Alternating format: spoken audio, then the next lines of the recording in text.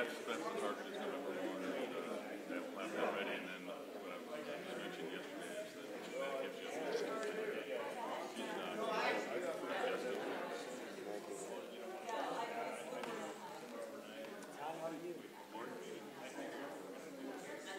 Good morning, all.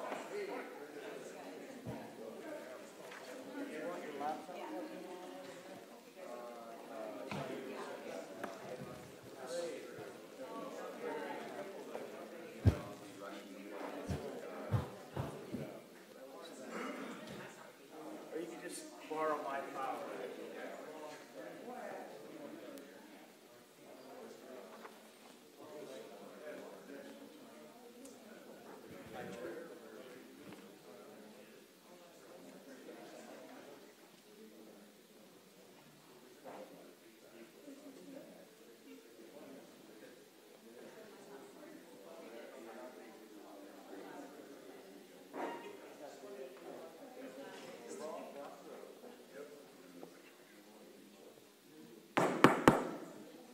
Bring this meeting to order.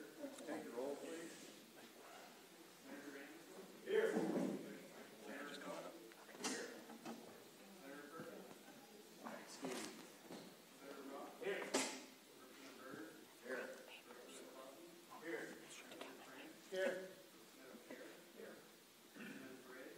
Here.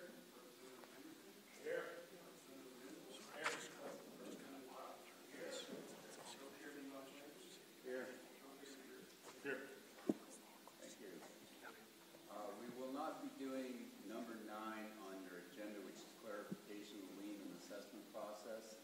A certain person that's going to testify is not going to be here today, so we're going to move that to our August meeting. So clarification of lien and assessment process number 9 will not be dealt with today. We are going to get a report from the DEQ on their working group on EQC. This is just a quick update. We will do the actual report. You'll get it the 1st November-ish, and we'll deal with EQC at our last meeting in December. So with that, I'll turn it over. Oh, everybody put their cell phones on vibrate or turn them off. Bathroom, drop the door to the right, and I think we're ready to go. Director Parker. Thank you, Mr. Chairman. For the record, I'm Todd Parfit, Director of the Department of Environmental Quality. Here with me today is Megan Lawley, who's the Chair of the Environmental Quality Council. As you mentioned, the purpose for the discussion today is just to give an update of where the DEQ and the EQC are with following through on the budget footnote and the interim topic discussion. So to start off with, I just wanted to say that the Environmental Quality Council serves a critical role in the process of implementing the Environmental Quality Act and the work that the Department of Environmental Quality does. And just to be clear, the EQC plays a role with most of our programs. The Abandoned Mine Lands program and the Industrial Siting Division are not part of that discussion because they don't fall within that oversight. So just as a way of a little bit of background and what we're talking about is there was a footnote in the 2018 budget and also an interim topic, and they're essentially the same, which outlined 4 things. First, as you mentioned, we're to come up with a joint report by the EQC and the DEQ by November 1, 2018. And the purpose of that report is to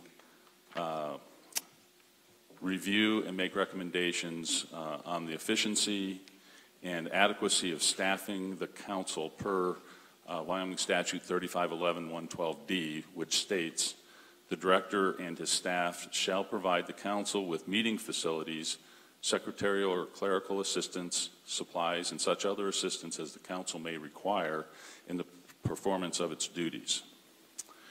The third thing that we are to do is make recommendations on whether the council could be staffed exclusively by personnel within the DEQ, And I would also say that what we'll be looking at are alternatives of how that staffing could be provided, whether it's the status quo, whether it's DEQ, or whether it's some other alternative.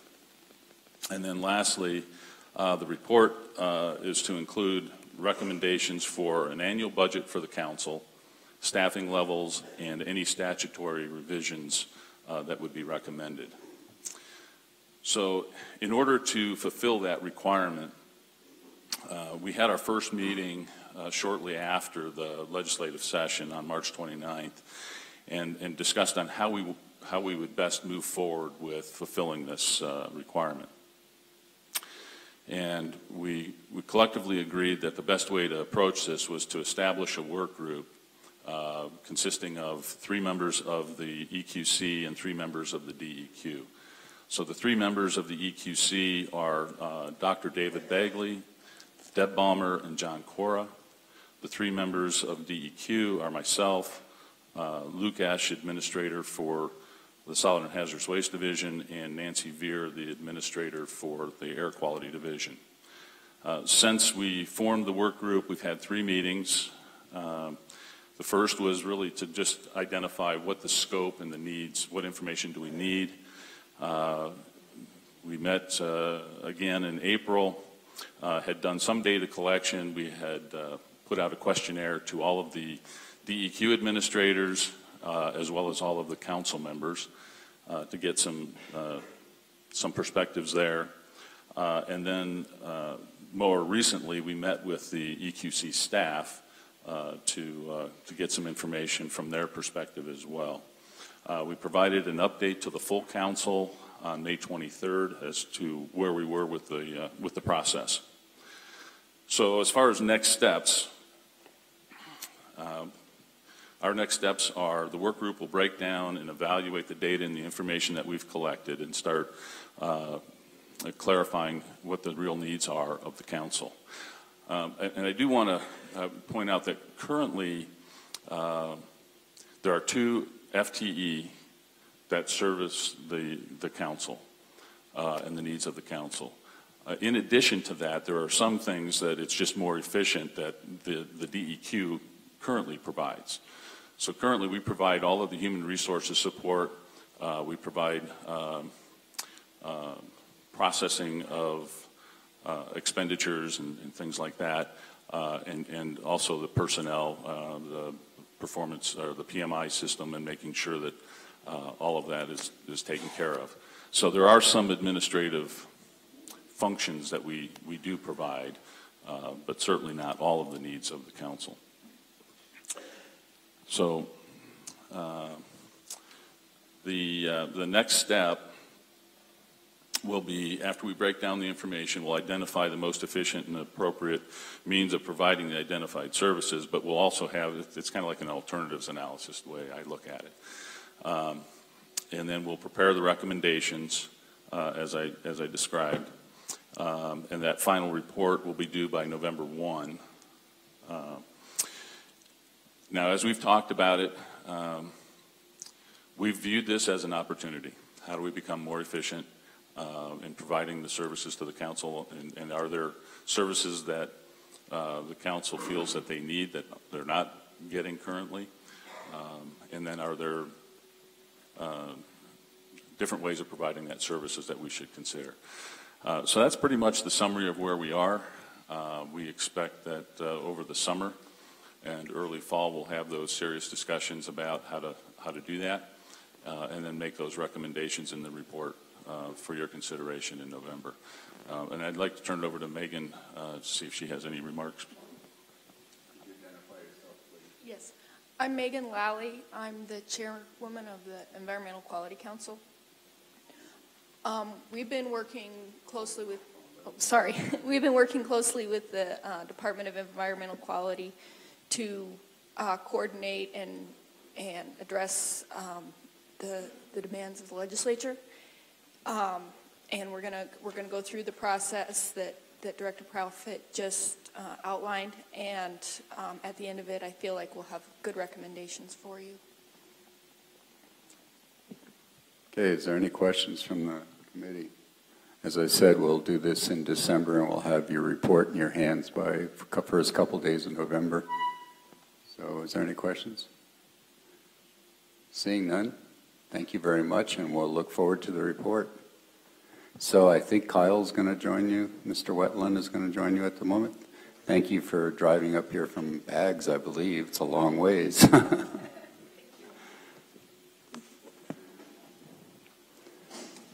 And Director Parfit, it's all yours.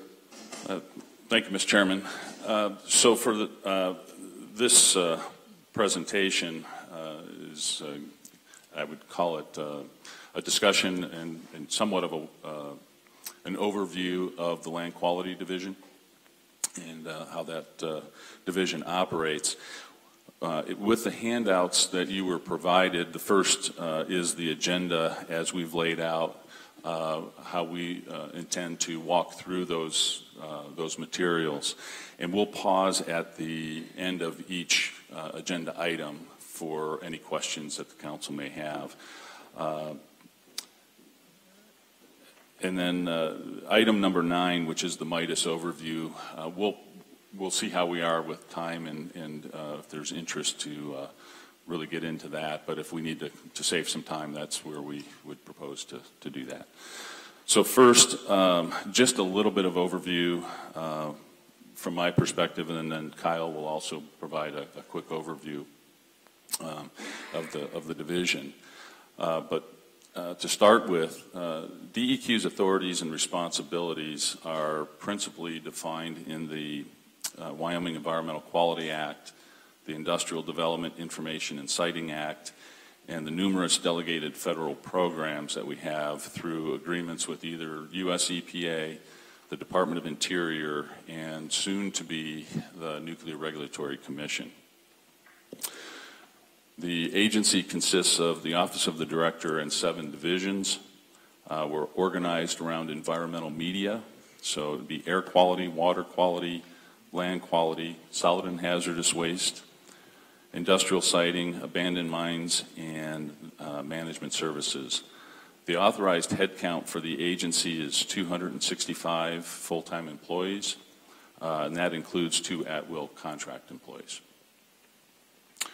Our programs serve over 5,000 businesses operating over 30,000 individual facilities throughout the state. Now, if you exclude the abandoned mine land division, and I do that because they're all 100% federally funded, and because it's a large amount, it kind of skews the statistics. If you look at the agency minus AML, we're funded by 50% general funds, 26% federal grants, and 24% fees. And the total budget minus AML is $72 million. Now compare that with the Land Quality Division is 52% general fund and 48% federal. And that doesn't include the NRC program. And that's currently 100% general fund, but we'll switch to 100% fee once we stand up the program. Director, is this the $72 million, is that inclusive of the Land Quality Division? Is that what you're saying the total budget for the department is, and then minus AML? But then the differences are the percentages of general fund versus federal fund, but the $72 million is inclusive of the Land Quality. Yeah, Mr. Chairman, that's correct. The $72 million is for the agency as a whole, and the Land Quality Division, I believe, is around $9 million of that. And that $9 million would be split 52% general and 48% federal. So the work processes of the agency include permit actions, technical reviews, inspection and compliance, remedial actions, reclamation, bonding, outreach, and program administration. In addition, we review and comment on federal regulations. We engage in the federal NEPA process, as roughly 50% of the surface is owned by the federal government. And we respond to spills and complaints. We receive and review public comments, and we address public record requests. Inside each division are programs that are set up to administer specific environmental regulatory requirements, and each program has unique rules, primacy requirements, scientific approaches, and competencies. The Land Quality Division staffing levels currently consist of 41 full-time employees. Compared to 2012, the land quality staffing in 2012 was 48 FTE. So that's about a 15% reduction since 2012. Go ahead, please. I guess was on right off the get-go. Thank you, Mr. Chairman. Director Parfit, in regards to those 41 full-time employees versus the 48 in 2012, can you attribute that more towards legislative action in the last several years, or has that just been through attrition and not needing to replace those individuals, or can you elaborate on that, please? Sure. Those reductions in force have been, I shouldn't say it that way because we didn't RIF anybody, but those reductions are principally due to the choices that we had to make to reduce our budget over time. So as you recall, we reduced our budget, well, principally by 12% overall. It's just that several of those positions came from the Land Quality Division that we reduced our workforce by. Yes, do you have a follow-up?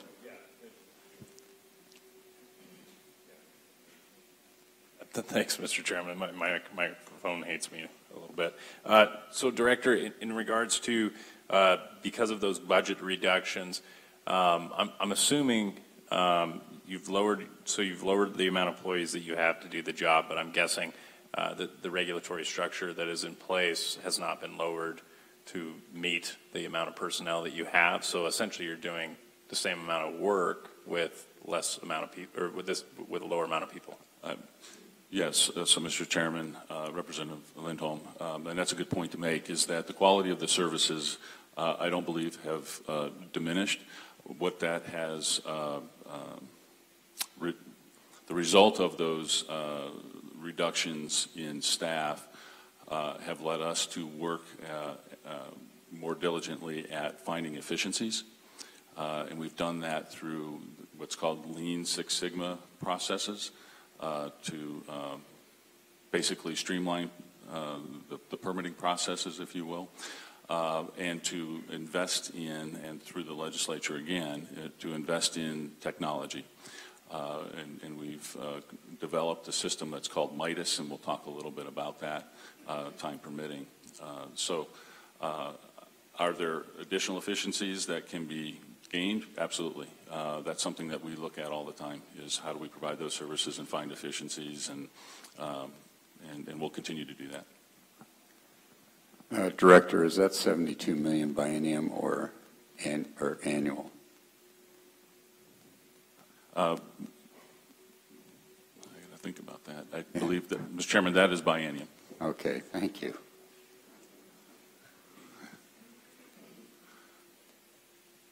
We'd be okay with going annual. Sure you will be. And so the breakout of the 41 FTE, we have four offices. We have the office in Cheyenne, we have Casper Field Office, Sheridan, and Lander. 20 of the FTE are in Cheyenne, and these are the land quality staff. 14 are in Sheridan, and 7 are in Lander. And then we have no FTE for land quality in the Casper office currently. Now, the last thing I'd like to talk about is retirements. And this has been a big issue for the agency here in the last 5 years. We've had 55 retirements. That accounts to, when you total it up, about 1,200 years of experience that has left the agency in the last 5 years. Of those 55, retirements, 18 have been in land quality. So over the last 5 years, if you look at those 41 FTE, roughly 44% have retired. In addition to that, we've had another 14 that have left the agency for other reasons, take another job or whatnot. And so if you add those 14 to the 18 that retired, in the last 5 years, we've had a turnover of 60% of our staff, which is pretty significant. Now, I will say that, and I always try to look at it this way, it's a challenge, but it's also an opportunity. It's an opportunity for those staff that have been there and to move up and take leadership roles. It's an opportunity to bring new staff in with new skill sets as we deal more with technology. So, so I wouldn't say it's all doom and gloom. It's just that I think there's some opportunities there. The staff that we have are very qualified and do a great job. So, but it is a challenge that we see. We've got another 15 FTE in the agency that are eligible for retirement this year. So it's an aging workforce for sure. With that quick overview and the backdrop on LQD, what I'd like to do is turn it over to Administrator Wentland to give an overview more directed at the Land Quality Division. Yeah, I just have a question, and you know, always an issue when we looked at a few years ago. We did the Hayes study regarding salaries. Of course, we've had a freeze in positions, freeze in salaries lately, and I do know probably DEQ gets hit maybe the hardest when minerals do pick up and there's a tightening in the workforce. Have you seen much of that the last couple of years, or maybe just a general comment on, you know, how much training and how much investment we put in people as a state of Wyoming just to see them poached away or moved away? Yeah, and that has been a challenge, particularly for professional engineers, professional geologists are more difficult for us to recruit than it is for some other positions, but it has created difficulties, and there is a significant amount of investment that you make in an employee to get them trained up and to a point where when you lose those FTE to other industry or wherever they might go, that is a significant cost to the agency or a lost cost. But it is, you know, we'll see certain positions that will be with the agency for 3 or 4 years, and then they become a very valuable commodity to other industries, and we can't compete from a compensation standpoint. Just a quick follow-up on that. So the competitions with industry, is there much with other state agencies, or is it mainly to private industry? Mr. Chairman, it's primarily to private industry. You see some of it within state agencies, but not very much. It happens, but it's infrequent. So, Director, question for you is, are we competitive in our wages? That's, you know, the Hayes study was pretty much about being market 80%, 90%, 40%, whatever that was to market. Well, I think right there, Mr. Chairman, if our goal is to pay 90% of market, already we're not competitive. It would be my viewpoint.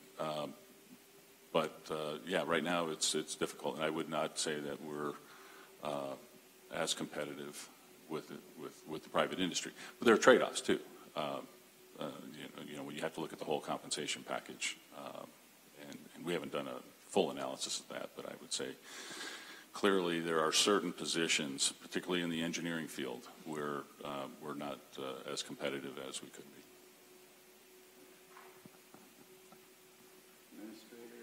Administrator Wentland, please. Mr. Chairman, for the record, my name is Kyle Wentland. I'm the Administrator of Land Quality. And continuing on and building on a little bit of what the director has already said, Land Quality has spent a significant amount of time restructuring internal workflow since late 2015.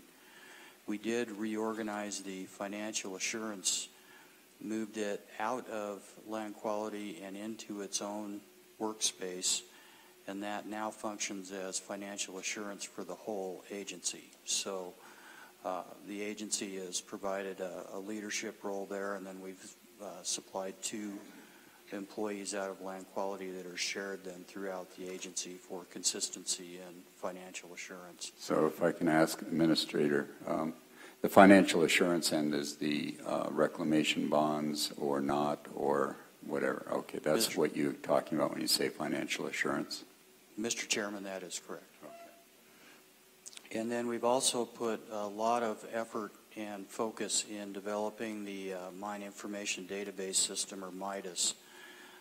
That is now got a very functional record center. I know you have a PowerPoint on that later, but it has a functional record center and inspection application and correspondence application and workplace templates to standardize our correspondence and get some efficiencies out of there. And we've done those things in order to meet these permitting demand and timelines to the best ability with the staff that we have. The coal program in Land Quality is currently undergoing a Lean Six Sigma review, and because our coal personnel are shared, sometimes coal, non-coal, we'll have a fair bit of overlap in that. I believe we'll learn quite a few things from that exercise. And that lean process is iterative. Just because we go through it once doesn't mean we stop. Every so often we re-review those workflows and see if there's other efficiencies that we gain. Land Quality really has a few key areas. Financial assurance, or the bonding for reclamation liability, is really a cornerstone requirement of the division. Currently, the state holds about $2.7 billion with a B in liability, reclamation liability statewide. The permitting aspect of the division, those permit types range from a very simple one-page LMO document to, that's often an aggregate operation, to a very complex coal permit that can be 50, 60, in some cases 73-inch binders and cover about 53,000 acres. Those are very large actions. And those are generally regulated too under the cooperative agreement with the Office of Surface Mining and Reclamation. So we have an oversight agency and a cooperative agreement that fits into that. The annual reports that we do are another key part of the annual workflow, because those reports come in and then we have an accompanying annual inspection, and that's how we set the bond estimate or adjust the financial assurance liabilities annually. And we do that for the current disturbance and a projection of 1 year of the next operational year. And by doing that with the annual inspection, the annual report verification, we're very confident in our reclamation liability estimates for our operations. We're very comfortable with what those liabilities are and how they're calculated. The field inspections, those tie into this.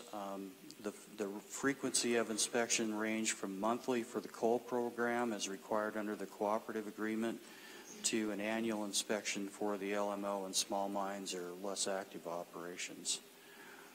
The permit actions that we do all follow a very similar basic life cycle: a submission of the application, review and approval, submission of the annual report, the field inspections during operations, establishment of the annual bonds and the reclamation compliance, and ultimately the release from that bond and the permit when the operations come to closure and completion.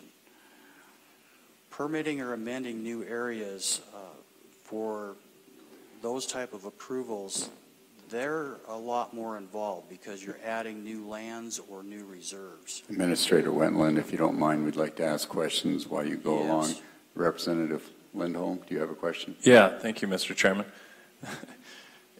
And Mr. Wetland, really appreciate the overview of bonding, and as you know, that's been a kind of an area of contention for some of these organizations in regards to the turnaround time that they're seeing from your division. So can you explain to me the turnaround time as far as when they actually when DEQ takes receipt of that proof of bond, the turnaround time to the company that is attempting to receive proof that their bond is good, I guess, and that's kind of been an issue in the past where it's kind of been from what I've heard, a little bit of a long turnaround time. And can you explain the process that you need to do as a division for proof of that, and why it could possibly be taking too long in their estimate? Mr. Chairman, Representative Lindholm, I'll answer that in a little bit more of a brief fashion, because when we get to the financial assurance overview, I believe it is item 8 in the agenda, I'll add a little more detail to that for you. But in brief answer, it depends on the instrument type. You have cash, you have CD, you have letter of credit, you have surety, you have self-bond.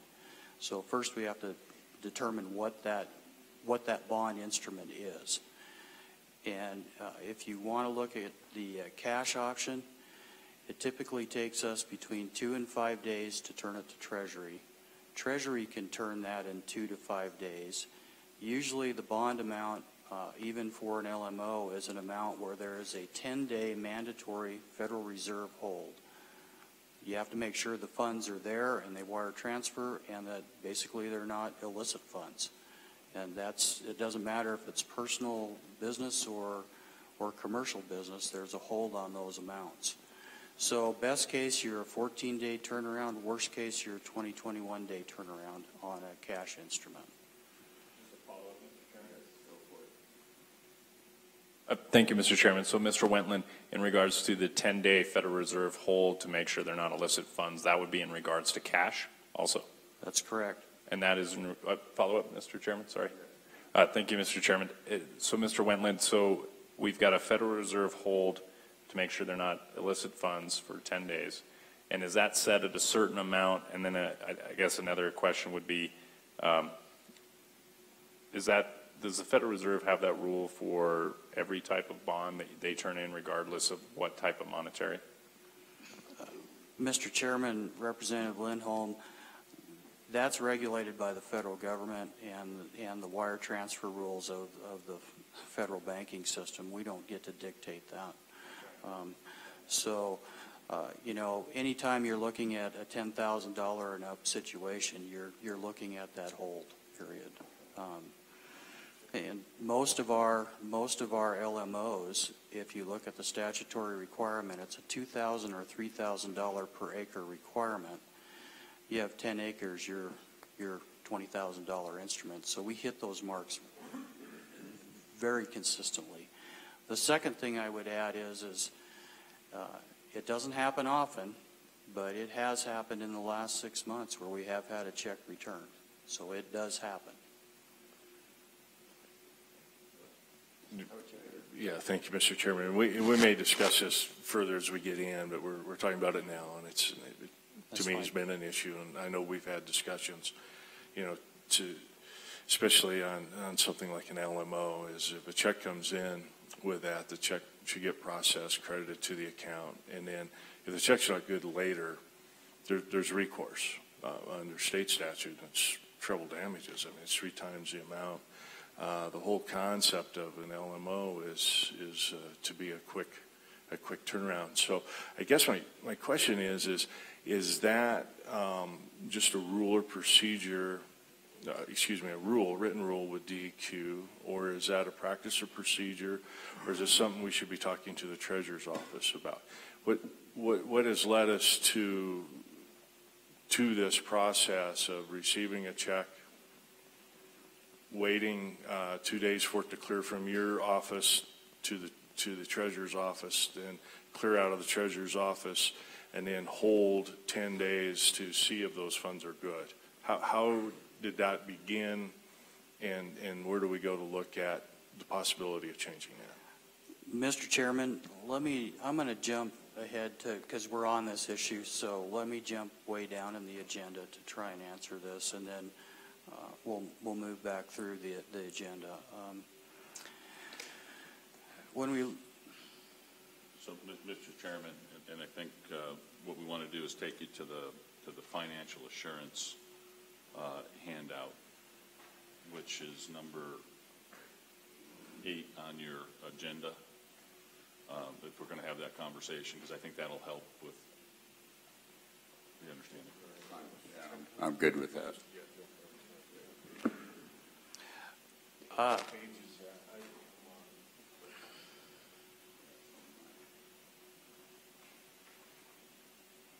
You have it in your handout. Is there some handout page that refers to this? I'm not sure which page they Or labeled that, but it's a table. It's item 8, and it is going through. Yeah, the LQD regulations, limited mining operations. Could that be where we Be are? after that, Mr. Chairman.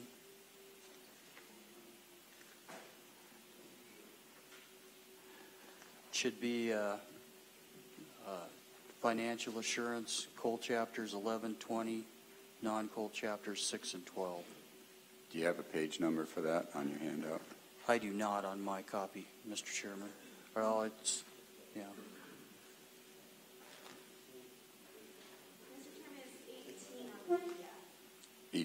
Page 18 on the PDF. Thank you. There we go. You got it. Page 1 of 3. It's if you read your.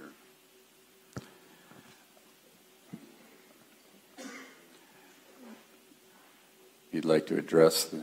Yeah, Mr. Chairman, this is where we break out the different instruments. Let me walk through those and the time frames. Then I'll come back to the co-chairman's question and answer that in one additional line. When we look at the cash options we've talked about, best case 14 days, worst case 21 days. Certificates of deposit, we're typically looking at 24 days. When we run into issues with them, it's typically due to an inaccurate or incomplete form or required verifications of the issuing institution. Letters of credit are more complicated. They take the longest of the majority of the instruments, and it's typically due to the assignments in the letter of credit. Sureties are about 48 days, and then self-bonding, we have a program in the state right now that's established and is approved by OSM for coal. The non-coal regulations in self-bonding are very similar, and it's currently ratio-driven. When you look at the table, it's on financial ratios off of the balance sheet. We are currently in rulemaking with that particular instrument and looking at moving more toward a credit rating-based system. And also with the letter of credit is addressed in that rulemaking, moving away from a standby letter of credit or letter of credit that does not fund until it's drawn on, and going with a funded letter, fully funded letter. So is there any LMOs that would be on self-bonding? I mean, I can't imagine they are. No, Mr. Chairman, there are not. So with that in mind, and in addressing that question, one of the, I'm going to move down a little further to the suggested recommendations.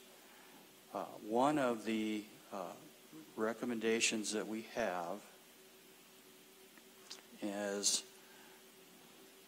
sorry, we're jumping here, so I got to be, our recommendation 4 is that when you have an LMO, and this would be a guidance change, not a rule, regulation, or statutory change.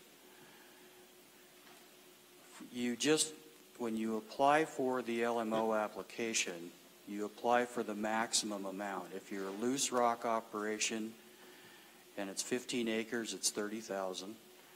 If you're a drill and blast quarry operation, it would be $45,000. And you just file that ahead or at the time the LMO application is filed. then the 21 days becomes somewhat immaterial because our typical approval time right now is 45, 48 days on an LMO. So what that change would do is it would make sure that as we get efficiencies in the permitting process, that the bonding instruments do not become an impediment or hold up the process down the road. And it would be a choice. It's not mandatory. It would be a choice of the operator to do so. So if I have this right, Administrator, so for an LMO, they should apply for the maximum amount that they think could be disturbed, and then submit it at the time that they're moving onto the site. Mm-hmm. It would limit the interference waiting on the bonding.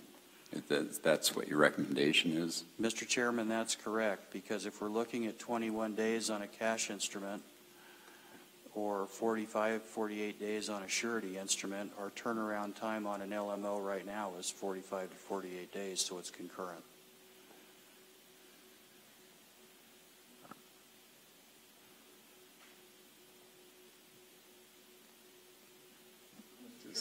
Yes, Representative Lindholm, don't turn that off, please. Sorry, Mr. Chairman, I'm just going to leave this thing on. So essentially, what we're saying is the original intent of the LMO is that, I mean, you don't need to wait for prior authorization of the DEQ because the LMO is an exception to essentially all other rules when it comes to these limited mining operations. It's not like a small mine permit. It's an exception. Is that generally it, Mr. Wendland? It's an exception. That's Mr. Chairman, Representative Lindholm, that's correct. Awesome. Thank you, Mr. Chairman. Mr. Chairman? Let me check so that I answer all the questions here. As far Mr. Representative Henderson.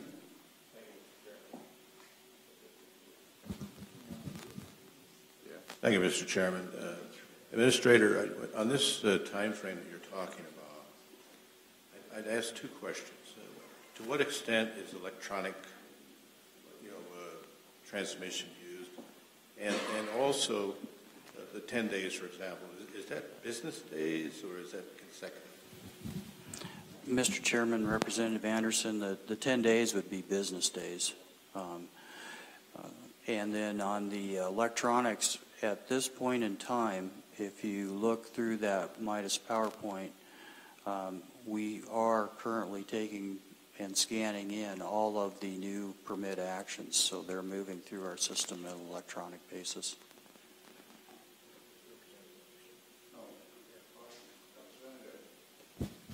Yeah. Is there ever an occasion where people or a company might file for the permit, say, a year or 2 years in advance and wait on the bonding until they were ready to actually mine, so they have their permits in order?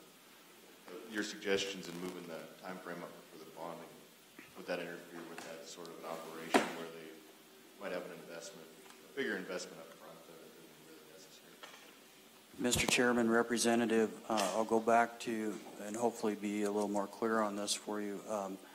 It would be an option for the operator at that point to do that up front. If they apply early and want to wait, it's their choice.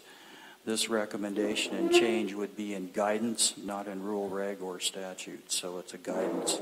You can, and if you want to, and try and help move the process forward, you can use it as an option. Yeah, thank you, Mr. Chairman. And maybe, so the Midas program, that is the paperless initiative that we funded a few years ago through that process. And so with that, I realize we got a PowerPoint on that, but is that to be to a point in time where you can apply for simple things online or uniform, same way, like we start to, well, I'll just ask those questions for now. Mr. Chairman, I'll answer, if I could, I will answer that question, and then I think if we go back to our presentation format, a number of these questions will be answered as we move through the list and the agenda. Not to try and circumvent anything or any questions, but I think some of these will get answered through the system.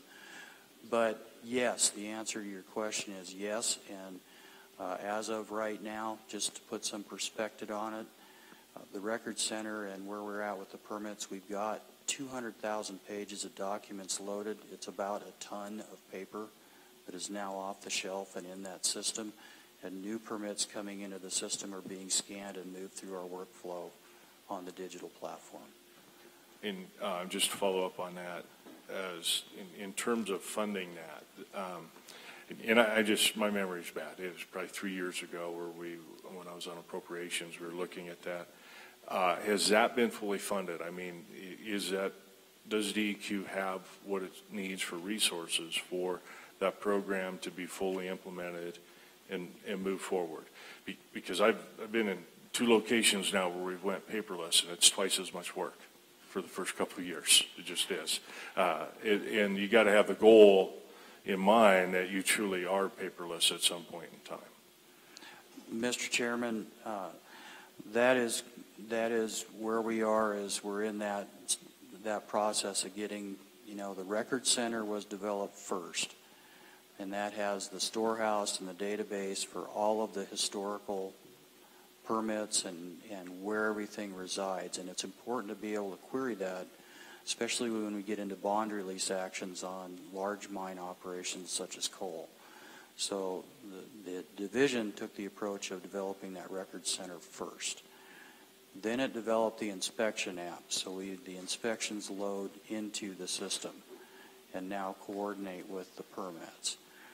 Then the correspondence application was developed so that we now have all the correspondence come in and we have a way to handle digital correspondence.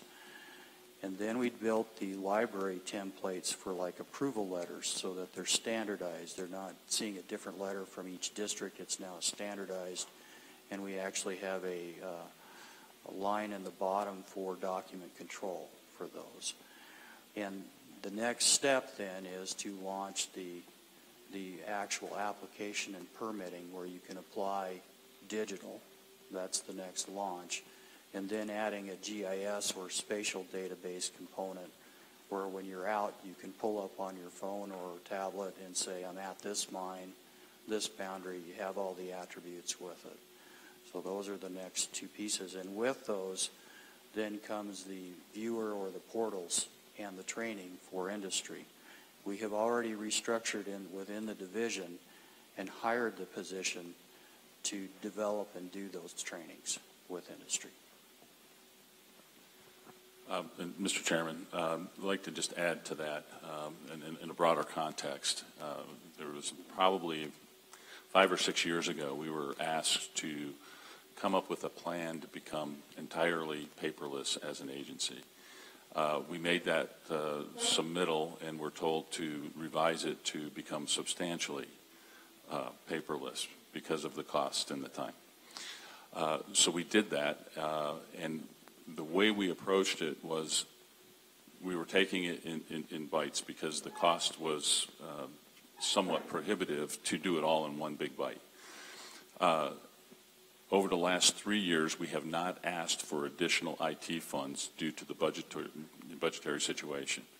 So we do have a number of next steps, and I'm talking agency-wide, that are unfunded, that at some point, when the timing is right, we'll bring those back to continue our efforts to become substantially paperless.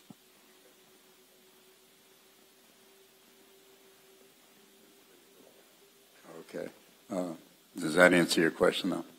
Okay. Continue, please. We'll go back to the agenda, I believe. Yes, Mr. Chairman. I'm going to just wrap up my overview in closing with just a quick update. The uranium recovery program, or the stand-up of the uranium program, is in a very good position right now. We've hired all the 6 FTE. We've developed the application package. It's hopefully going to the public notice in the Federal Register within the next few weeks. We're still looking at a September, October stand-up approval time or vote by the Commission. We have conducted over 1,800 man-hours of required training for compatibility. We've developed 9 chapters of regulations that are compatible with and the NRC has signed off on. We've revised numerous portions of the guidance documents, and you know, at this point in time, the project's about 2 years ahead of schedule and approximately $1.5 million under budget. So in the last 2 years, one of the big focuses of the division and division services in the rulemaking has been moving this program through the system.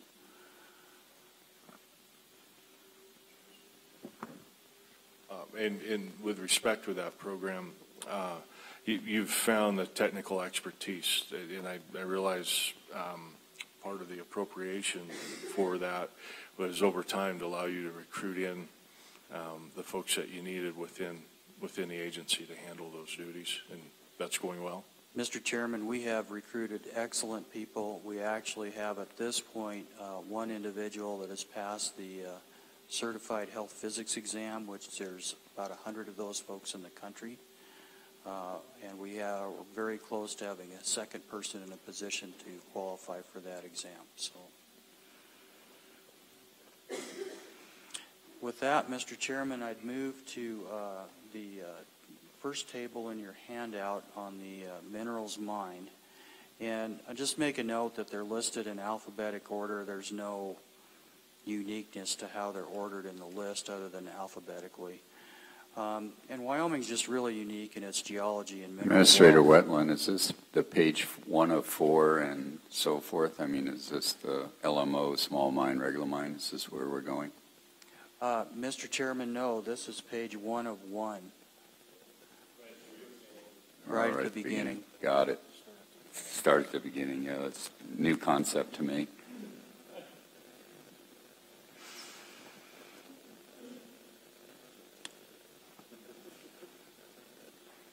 Ready? Okay. Well, just to get me kind of back on track, I'll backtrack a little bit. Just, you know, our mineral wealth is pretty unique in this state. Wyoming is the #1 producer in coal, uranium, trona, and bentonite. We don't have another surrounding state that has developed these resources into these world-class extraction operations anywhere close to Wyoming. The state currently permits 29 different mineral reserves for extraction, and the more recent potential mineral reserve developments are in rare earth elements and the new proposal on a different methodology for in situ uranium recovery, both of which are up here in this northeastern corner of the state.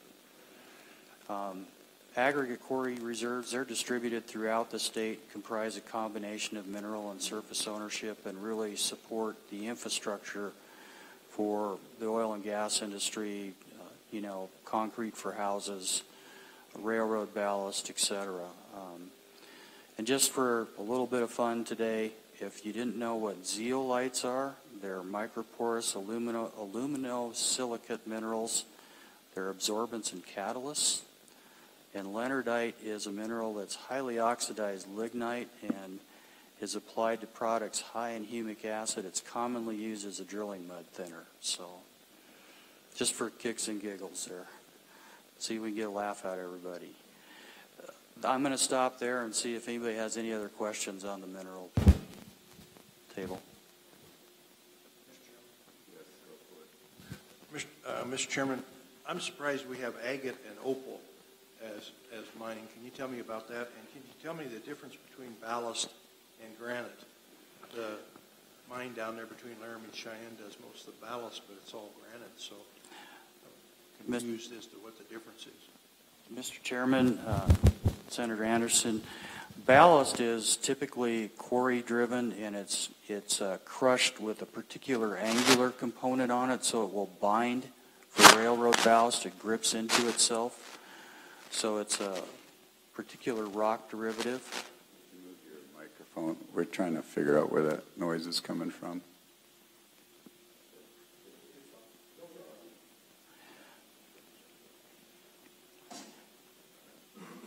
And then we have the agate and opal reserves are more in the central part of the state, and we have folks that are actively exploring and looking for those. So.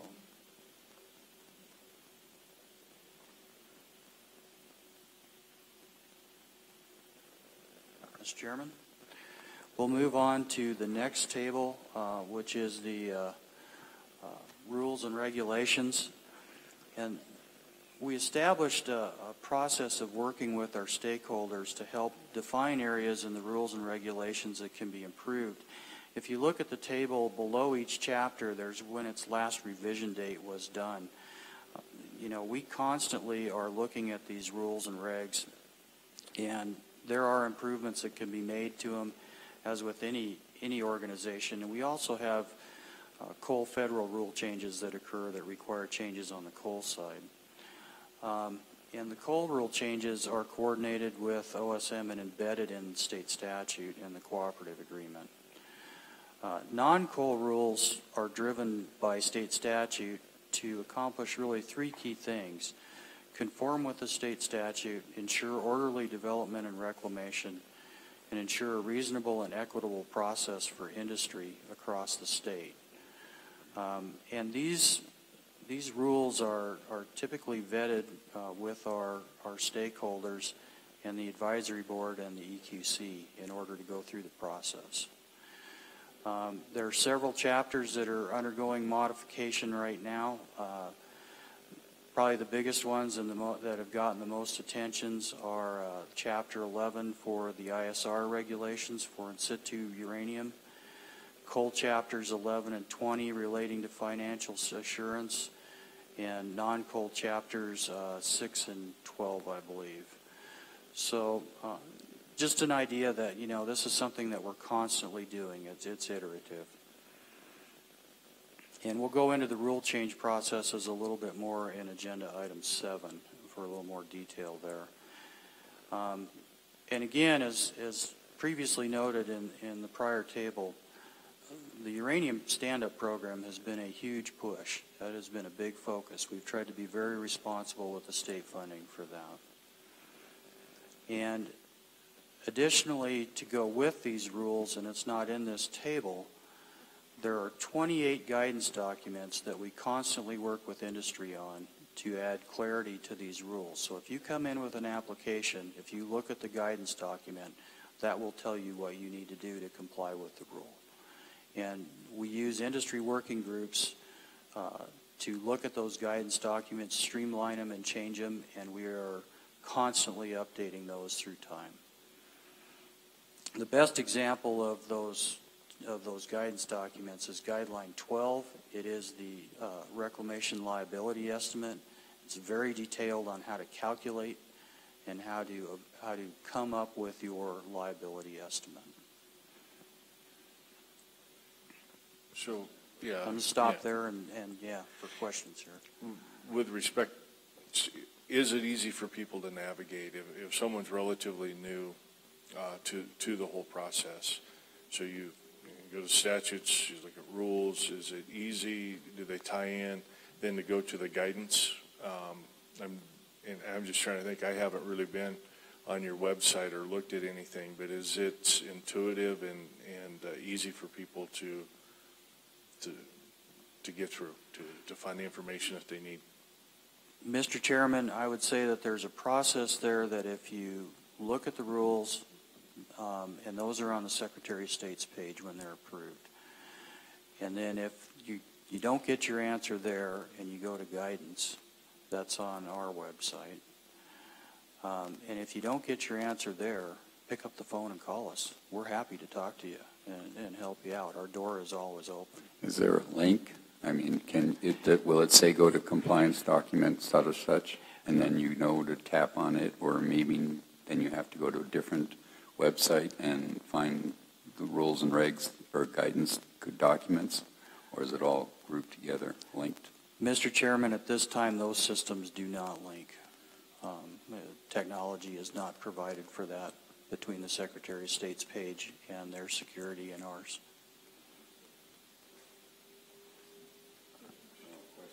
Mr. Chairman, if I may, I work in and out, not always land quality, but some kind of your web pages for permits and whatnot. And I want to put out there, it's not intuitive. If you've gone through it a few times, it's pretty straightforward after that. But the first time you pick it up, like everything, takes a little time to figure out. You don't just click one spot to the next, in my opinion. Mr. Chairman, I would agree with Representative Crank. That system's improving as time goes on, but it is far from perfect.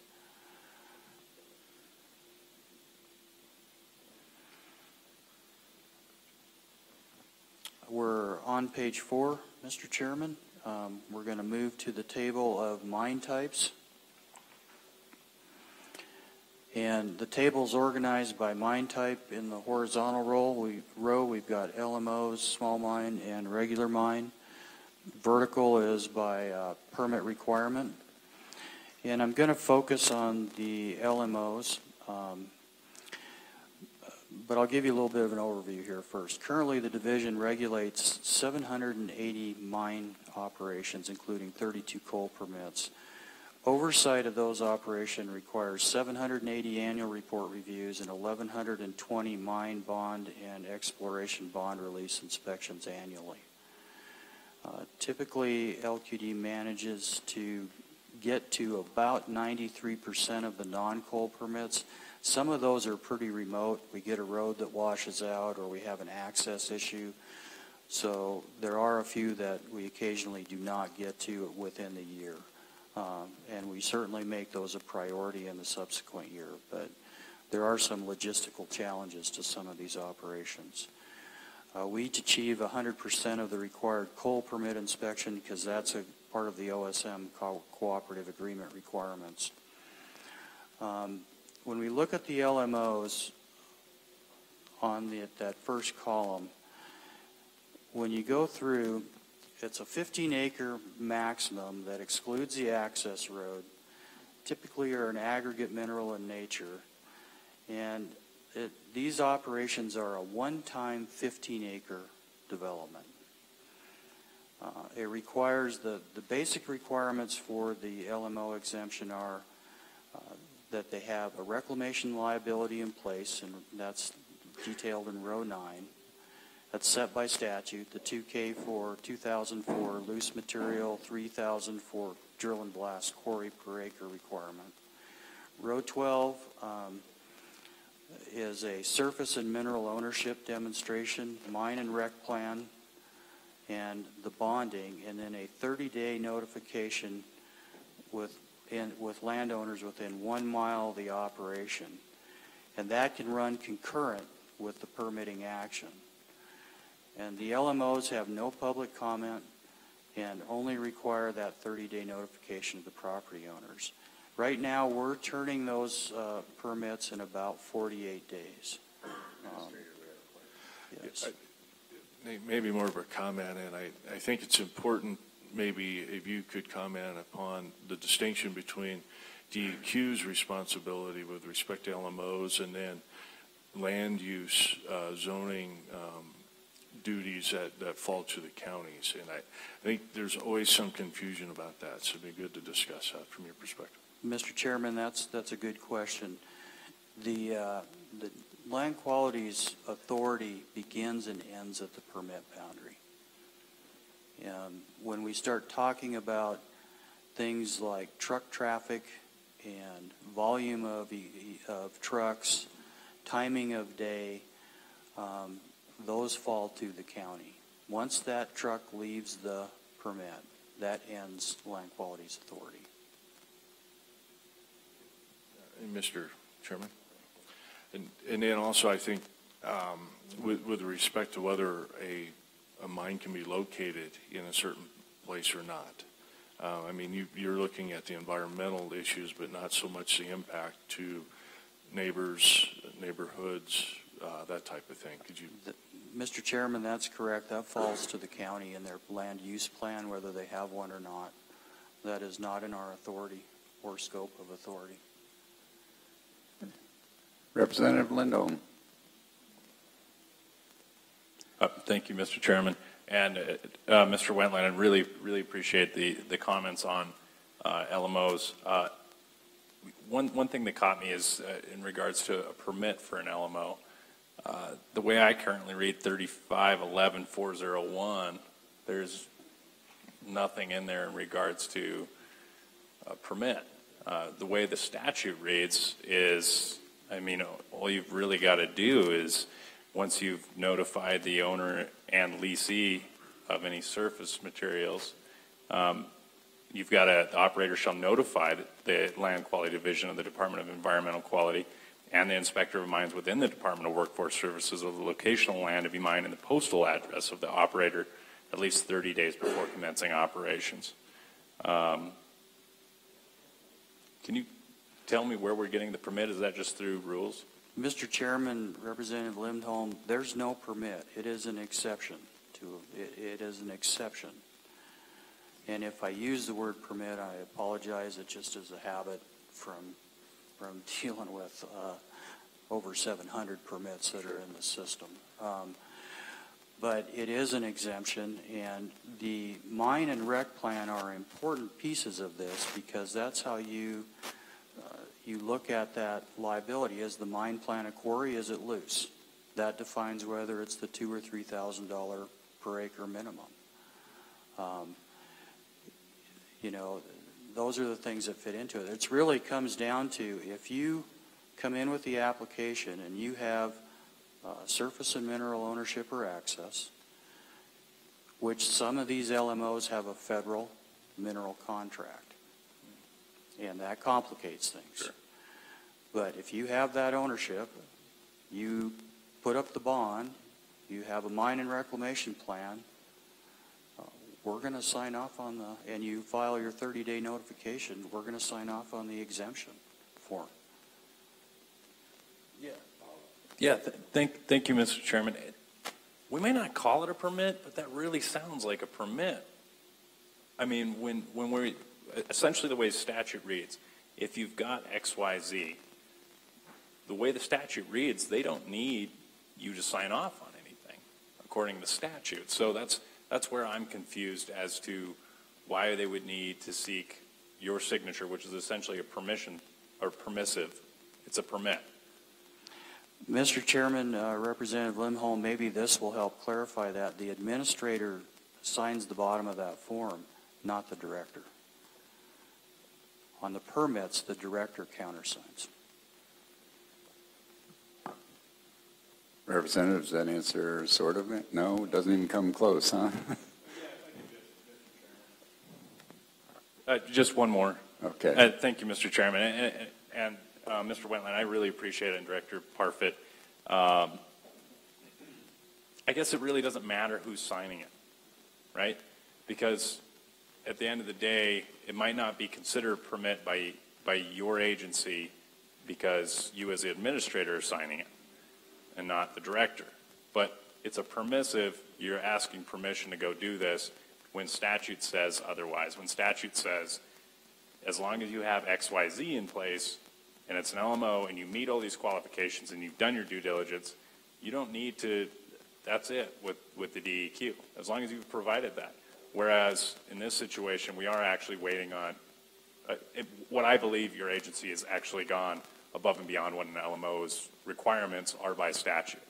So I believe your agency does have a permit. And you might call it like something else, but if it is a signature waiting before you can take action on your LMO. So do you, I mean, I guess it's not really a question, and it's not a don't you agree. Because you won't get an agreement out of them, probably. We do have a question here. Yeah, and I guess my question is statutorily, are you obligated to make sure that the reclamation bonding is done correctly? Mr. Chairman, that is correct. So you can correct me on this, but I'm trying to understand this. So if the bonding is in place, it's the same thing as the signature that Representative Lindholm is so excited about there. Is they still have to sign the bonding. Still have to sign that, yeah. Would it matter? I'm trying to It's all on one form now, so. Okay.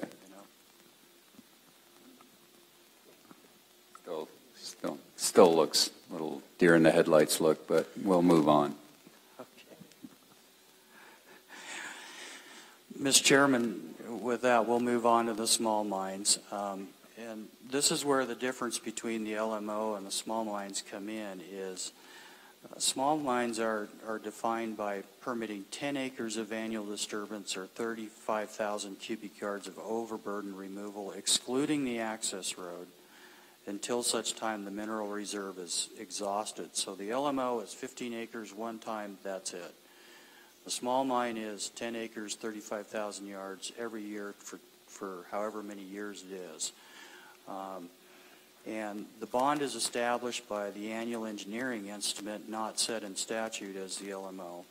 And the public is provided a lot more engagement with the small mine because these operations exist for typically a much longer period of time. And that's outlined in row 5 and column 2.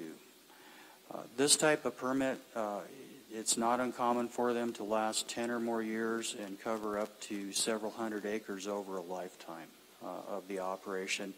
And they include the locatable minerals of sand, gravel, and bentonite. When we talk about locatables, this gets confusing for some folks. Is locatable, I have to simplify it because I am simple. Those are stake and claim. They're located, somebody's gone out and staked the claim for the locatable. A leasable is an action that is typically like coal, where the mineral is leased. It has some federal component, and it goes through an EIS and some competitive bid process where it's leased. So the operations require development of baseline data and the mine and rec plans.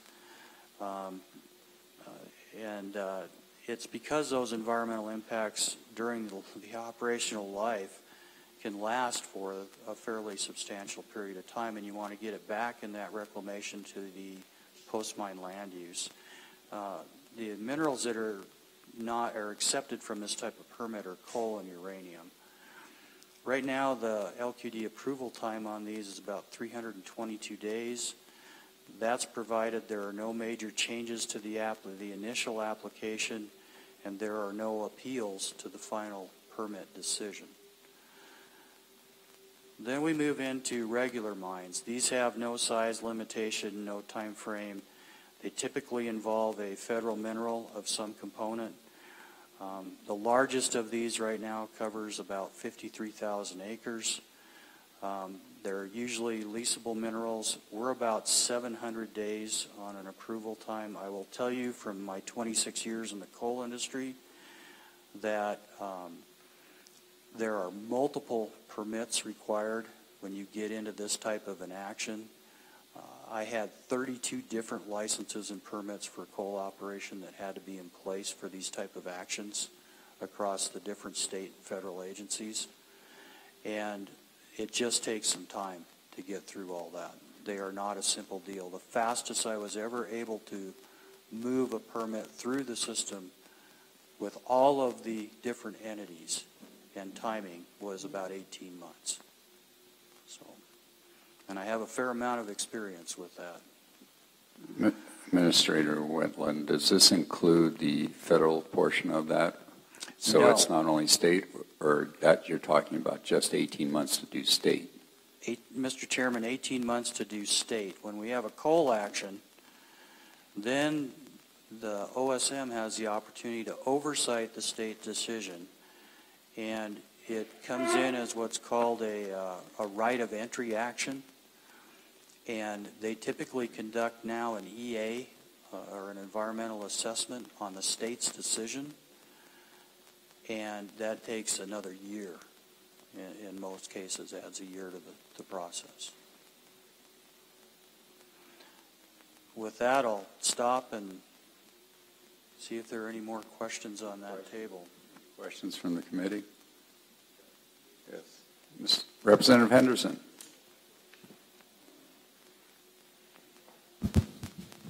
Thank you, Mr. Chairman. That's a very good overview. Thank you, Administrator. It really helps understand the different size operations. So in your experience, do you ever receive any complaints? And if so, how are they handled? And what sort of volume are you seeing? I mean, I've heard about this concern about the length of time, for example, on the permitting process. So I'm interested in understanding what our process is in place to work to resolve. And as you and I were talking, we interface with the stakeholders and be inclusive in receiving their inputs. Mr. Chairman, Representative Henderson, that's an excellent question, and I've been on both sides of this permitting equation in my professional career. How I will answer that is it's important to engage all of the stakeholders early in the process, and the sooner you do that, the sooner you get to resolution if there are contentious issues. And the process is with the small mine or regular mine, large mine permit, if there is an appeal, it will go to it can be asked for an informal conference on the coal side. If not, it can be then appealed and brought to the Environmental Quality Council. And then it can move, if there's no agreement there, it can move to a district court scenario. So if you do your homework and you engage your stakeholders and you address the issues, when you get through the process, it keeps you from having to go through that appeal process and add additional time to your action.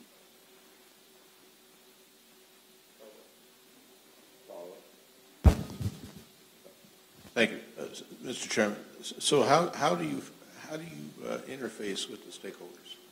What is the process for folks who have concerns to communicate those concerns other than the formal?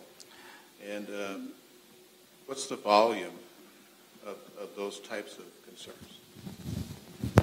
Mr. Chairman, Representative Henderson, the way that those are brought is when the public notice is sent out, we receive comments, and then we address those comments and those concerns in the process of looking at the action. Sometimes we agree with sometimes we don't.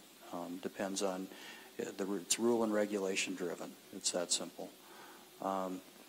And then, like I said, if we still can't get to agreement, then we move through the appeal process. I would say that in sand and gravel and the aggregates, we're seeing more interaction because of urban sprawl, and those deposits are related more closely or closer in proximity to population now, especially when we talk about non-reactive sand deposits, which are used for ultra-high strength concrete. Those are alluvial deposits. They're typically found along stream beds. So, you get out of town by the creek, everybody wants to have a house there. We're starting to see more and more interactions with those. And we work very diligently to try and work through those issues when they're brought up. Yes, Director. Mr. Chairman, I'd like to go back to the discussion, if I may, regarding whether it's a permit or not. Obviously, there's going to be some notification to the agency. We have a role to play to ensure that we have adequate bond. But if you look at the provision in the statute, it says limited mining operations authorized under this paragraph are subject to the following. What we're doing is issuing that authorization to ensure that the three items that are required for that authorization are done. If we didn't do it up front, then we go into compliance mode. If we end up in a situation where it wasn't 300 feet away or they didn't make notification. And I think the process that we have in place is an efficient process, and it ensures that the operator doesn't inadvertently stumble along the way. And then that puts us in the position of taking some type of a compliance action. Representative Lindholm, Yeah, thanks, Mr. Chairman, and thank you, Director, for that. However, your agency does go above and beyond enabling legislation in this regard. In your own paperwork, you've got to gather start and end dates for the LMO. That's not required by statute.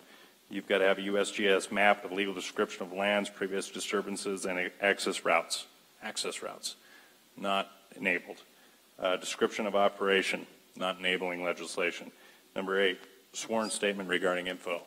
A sworn statement. None of that's required. Now, granted, I will agree that surface owner, leasee consent, location of operation, the bond, absolutely, all within enabling legislation. However, in regards to this permit that is not a permit, most of that is not required information by the legislature. So is that required by other regulatory aspects? Are we seeing some federal regulatory aspects there that we need to update our legislation with? So, Mr. Chairman, the quick answer to that question is no, there is no federal oversight that we have to comply with, so to answer that question. But there are other provisions within the statute, for example, that 30 days before commencing operations, that there's notification to landowners within a mile. In order to know whether or not it's 30 days before commencing of operations, we have to know when they're going to commence operations, I would argue. The end date, because there's a provision that says after the mining operation has ceased or within 30 days after abandonment. So we have to know when they're going to cease so we know when the reclamation requirements are applicable. So, and there may be some things in there that we, can take a closer look at to see if they really fit within the context here. But I think many of them are just trying to get to how do we implement this. The certification or whatever we call that of the signature guaranteeing that this is truthful information and so forth is probably a carryover from federal programs, because that is required with most permits that we issue, is that you're attesting that the information is true and so forth under penalty of law. So. Yes, follow up. Thank you, Mr. Chairman. And Director, thank you for that. And that definitely makes sense in regards to the start and end dates. If you could, and I do appreciate your comment that perhaps you could look into something that has to do with the USGS map, the description of operation, the sworn statement, those types of things, and see if there are some efficiencies that could be made. Because the way I understand it, and the way, as you know, I've been very involved with my constituents on some of the issues with the Land Quality Division. And I will state, though, since we've started down this road, they have been very complimentary in regards to your division, and particularly Air Quality Division, because of some of the efficiencies that were immediately plugged in because of some of the discussions that were had. So very impressed with that. But if we could find some of those efficiencies on this LMO aspect, I think life is much easier for everybody in regards to why these things are needed, and if they're not needed, then let's get rid of them. Mr. Chairman, I'd say, yeah, I agree. Just one comment on the USGS maps. I think that's probably more for consistency. In my career, I've seen things come in on a paper napkin, and so it's more of, okay, here's a standard format that if we all use that, you know that that's going to be acceptable. And I'm not saying that's happened here, but in my career, I've seen that happen where there's some question about what kind of map do you use and to show the characteristics and features that you want to see. So I think I'm in agreement with you that we can take a look at what those requirements are, and if there's an easier, simpler way to do that, or if they're not serving any purpose, then why are we asking for that? Makes sense. Further questions from the committee? If not, we'll take a break right now.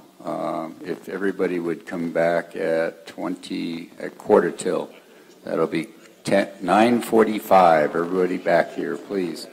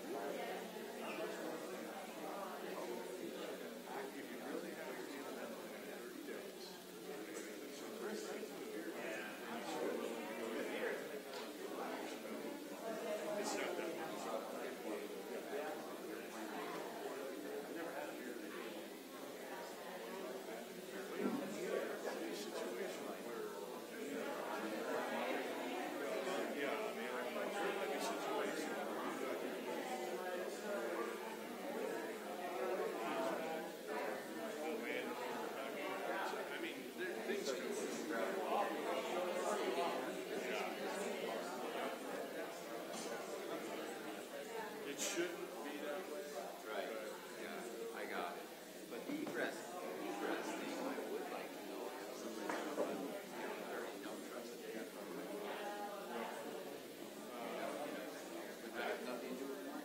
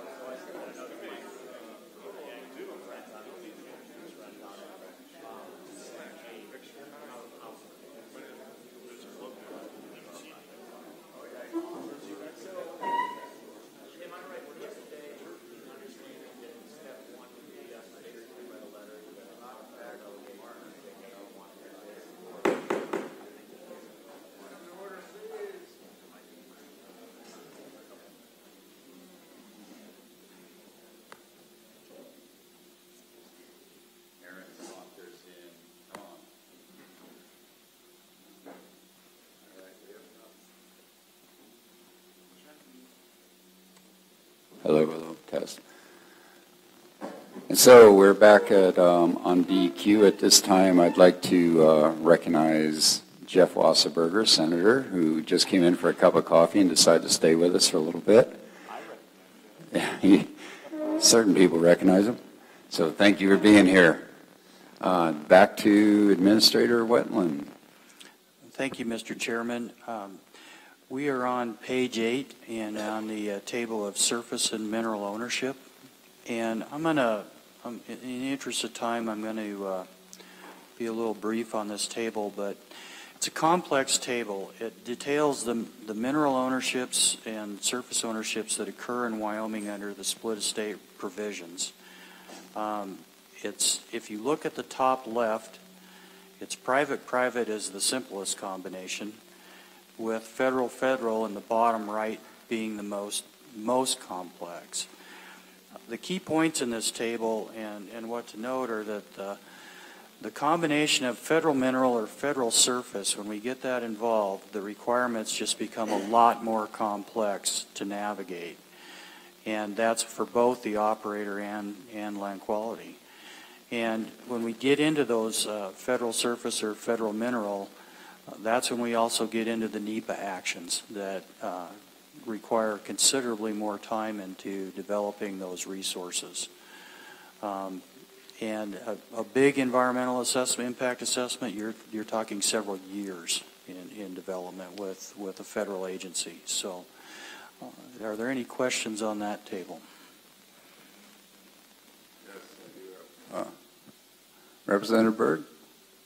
So thank you, Mr. Chairman. Now, I remember not too long ago that permitting process for mines and drilling for oil and gas, our process was much faster than that of the federal government for filling out the appropriate paperwork. Are we still on that track? Do we still set the pace for approval of permits and things like, you know, the EISs and the RMPs, regional management plans, I think. So when those come across your desk in your area, we are fairly expeditious. Is that right? Mr. Chairman, Representative Byrd, yes, that is correct. Mr. Chairman, then we're going to go to the next table.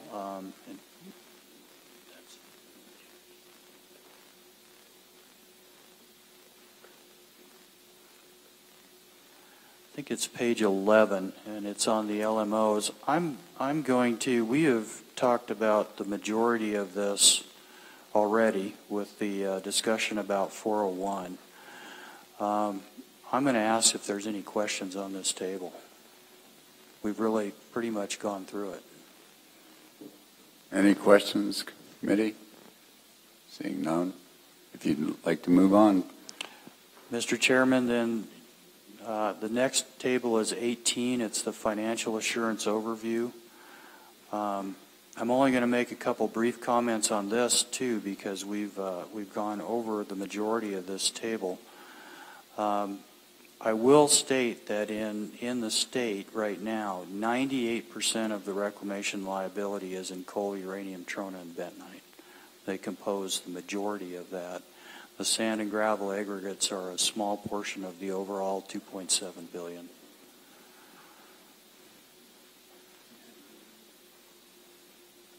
%.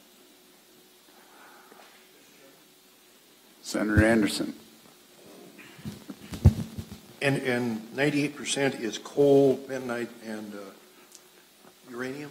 Mr. Chairman, coal must be a large part of that. Yeah, Mr. Chairman, in order of rank, it is coal, uranium, trona, and bentonite.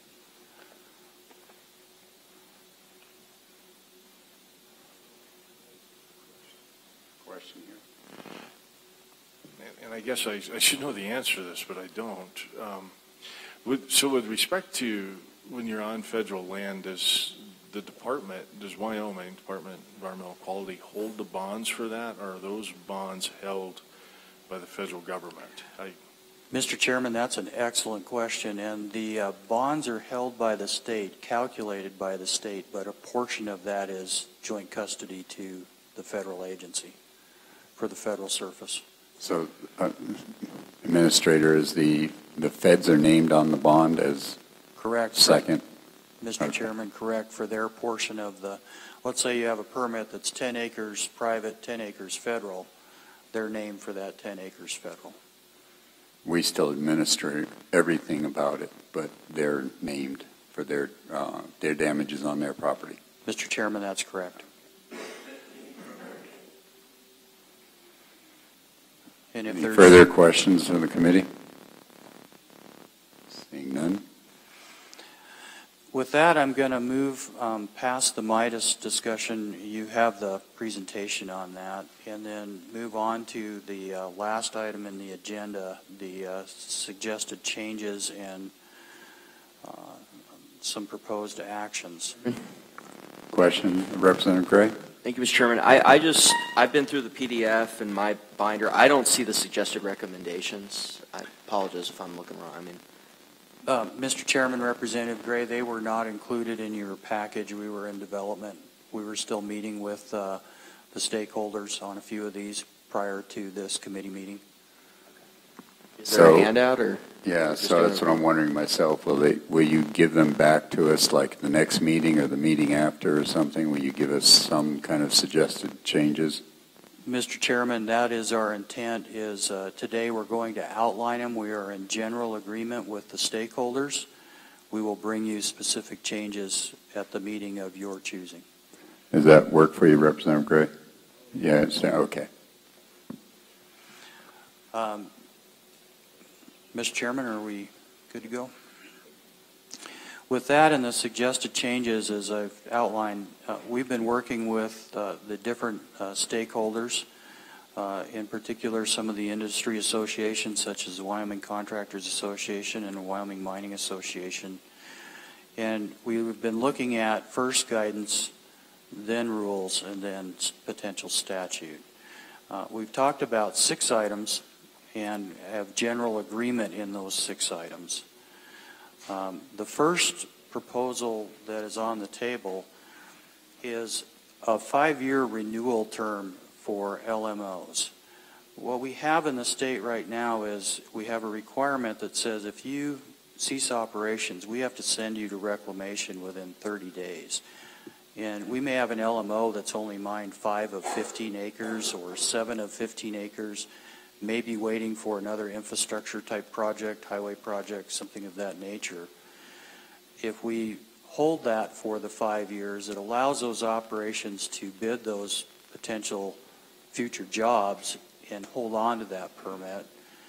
And then at 5 years, we can also look at the bonding, and if there's been changes, we can update that requirement. So our proposal is to look at that in 3511, 401, following D, probably creating a new E for that 5-year term. So, Administrator, right now, if you give them the notice in 30 days after they cease operations on this particular project, they have to begin reclamation immediately after that? Correct. And so if they bid something 2 years later, they'd have to open up a whole new pit? Mr. Chairman, that's correct. And so so what you're suggesting is that in the future, we'll go to the 5-year, we'll allow them to stay in the condition it's left in for 5 years, up to 5 years? Mr. Chairman, that's correct. And then at the 5 years, if there's potential or they have a contract, we'll renew. If they don't, then we go to reclamation.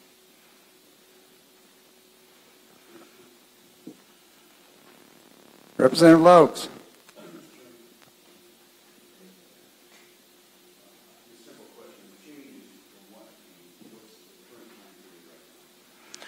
Mr. Chairman, Representative Laux, when operations cease for 30 days, we're supposed to send them to reclamation. Okay, so there is no time frame. I mean, it's just the permit isn't for 1 year or 2 years. We're changing it to 5 years to keep it open, right? Right. Which seems like good. Okay, thank you. Thank you, Mr. Chairman. Mr. Chairman, the second item that we've been working with our stakeholders on is the operator response times to permits deficiencies. What we've found is we've done a pretty extensive review on this, and when we have applications that come in, there's two principal causes that we've found that can cause a substantial delay. One is we may have an operator that's in construction season, submits a permit, and then we send a round of deficiencies if there are deficiencies, and then we don't hear back from them for 6, 8, 10 months. So in order to expedite moving permits through the system, we would like to propose a response time or turnaround time from the operator that is the same as the division or regulatory authority turnaround time. That way, if we don't hear back from them, rather than shelving and sitting on that permit, we close it out, we move on to the next one that's active. So we're focusing on permits that are active and actively being sought after.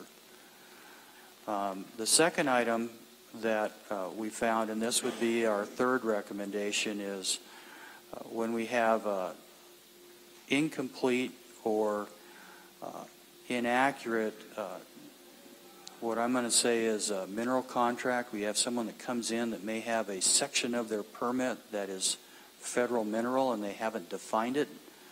So we don't have a mineral contract in place, or it's a private owner and we don't have a surface access consent or a surface mineral or a mineral consent with that surface.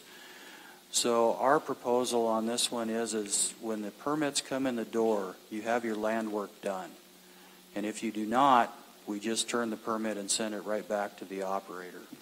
And we'll move to the next permit that does have the correct land work done. The onus is on the operator and the submitter to have the correct land work.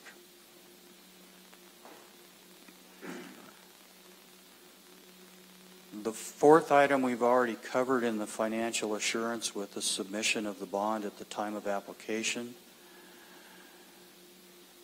And then the fifth item we had is, and this one we have to look at and spend a little more time with, but there's some general agreement that we have companies that have LMOs, small mines. We have some companies that have small mines, large mines. The review periods are different. Over time, they've developed that way. Some for coal are set by SMACRA, but we want to see if there's a way to make those days of review consistent so an operator isn't saying if I have an LMO, it's 30 days. If it's a small mine, it's 60 days. If it's a large mine, it's 150 days. So we want to take a look and see if we can streamline or coordinate those days of review to be consistent across the permits. And then the last item, the sixth item we have, and we have not fully vetted this one with the stakeholders yet, is we're looking at the exploration by dozing. We've sheeted it out. Our meetings to date, that is on the next agenda to discuss. But if we have recommendations to that, we'll bring those at the next meeting of your choosing.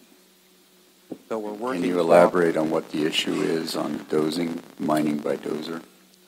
Mr. Chairman, there were some concerns brought up during the last session and with the proposal of the last bill, and we thought it would be worth taking a look at and doing that in cooperation with the stakeholders to see if there are efficiencies there or changes that should be made. Representative Lindholm. How'd you know it was me? Thank you, Mr. Chairman. And I really appreciate that, Mr. Wendland. Thank you for taking a look into the exploration of by dozing. Were you meaning looking into efficiencies specifically towards private land and private landowners being able to have that ability, or could you elaborate on what your ideas are? Mr. Chairman, Representative Lindholm, what we've done to date is sheeted out in a table, and it's coming to discussion with the stakeholders, and we'll work it through the industry group and go from there.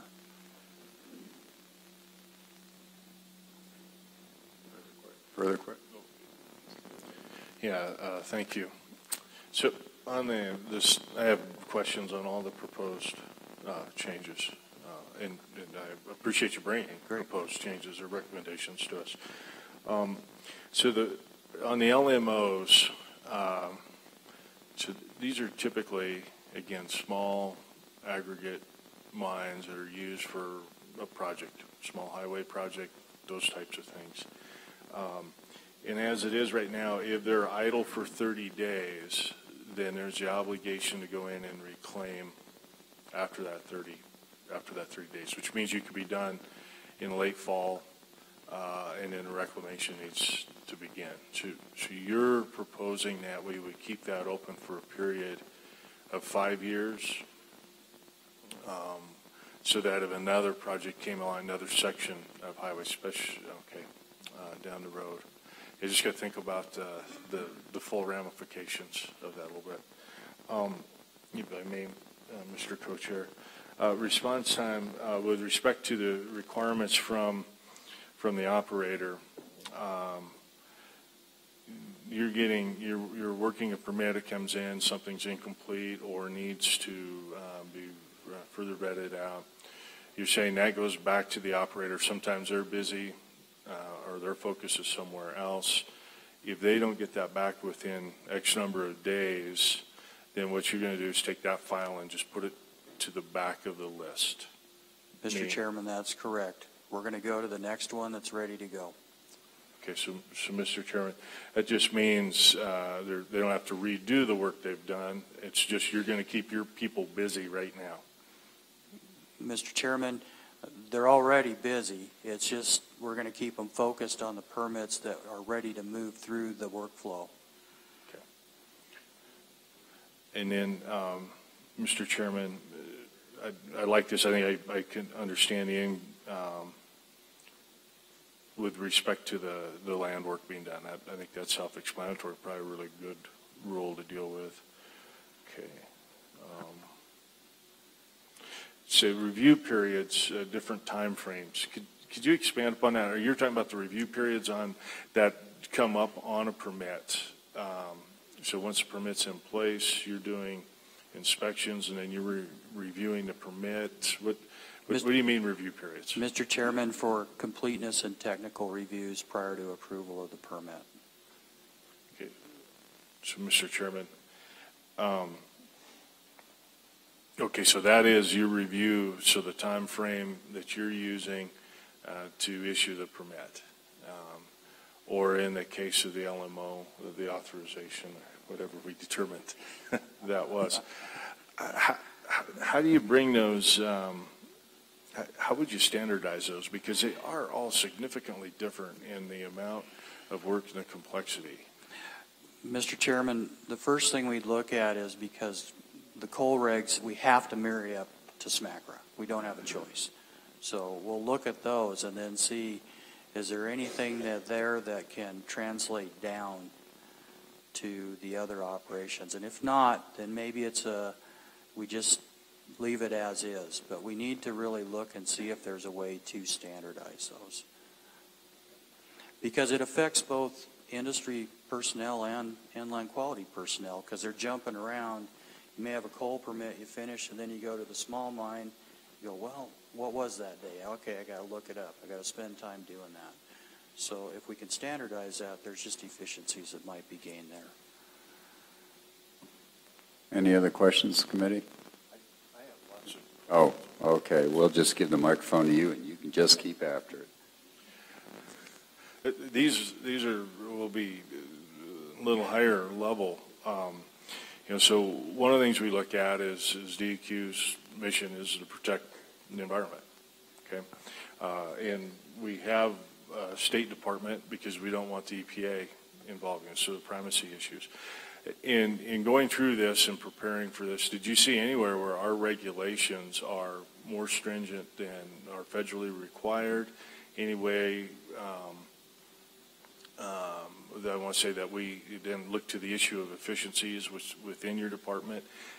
Do you have any of those discussions as you were preparing for today? Mr. Chairman, we had those discussions, and I'm going to answer that in two parts. The first one is there's always efficiencies that can be looked at, and clearly we're here because we're looking at those efficiencies that we can gain. I do not believe we are more stringent than the federal counterpart at this point in time. Mr. Chairman, of course, one of the things I was very interested in, we talked about, and you dubbed it the Midas program, but, you know, when, and throughout my brief 8 years as a policymaker, we've had lots of technological initiatives, and some have been successful and some not, and some have continued to be a black hole. What do you see at what point in time where somebody can go online and file, do some of their permit applications that can be done electronically, because there's going to be a huge efficiency achieved with that. It would just be so much easier. And I understand there are costs associated with that, but the benefits are huge to the people of state. Mr. Chairman, I agree with that latter part of your statement 100%. We believe we're within a year of that launch. Mr. Chairman, and that's for the land quality division. So we have that in each of the divisions. In air quality, we do have that capability now where permits can be submitted electronically. And that has proven to be a cost savings and a time savings for those applying for those types of permits. So this may go to either of you, but I think the administrator may be able to answer this. So when you apply, when a large coal mine applies for a permit, we're hoping a new one would open in the next 20 years, but I tend to doubt that.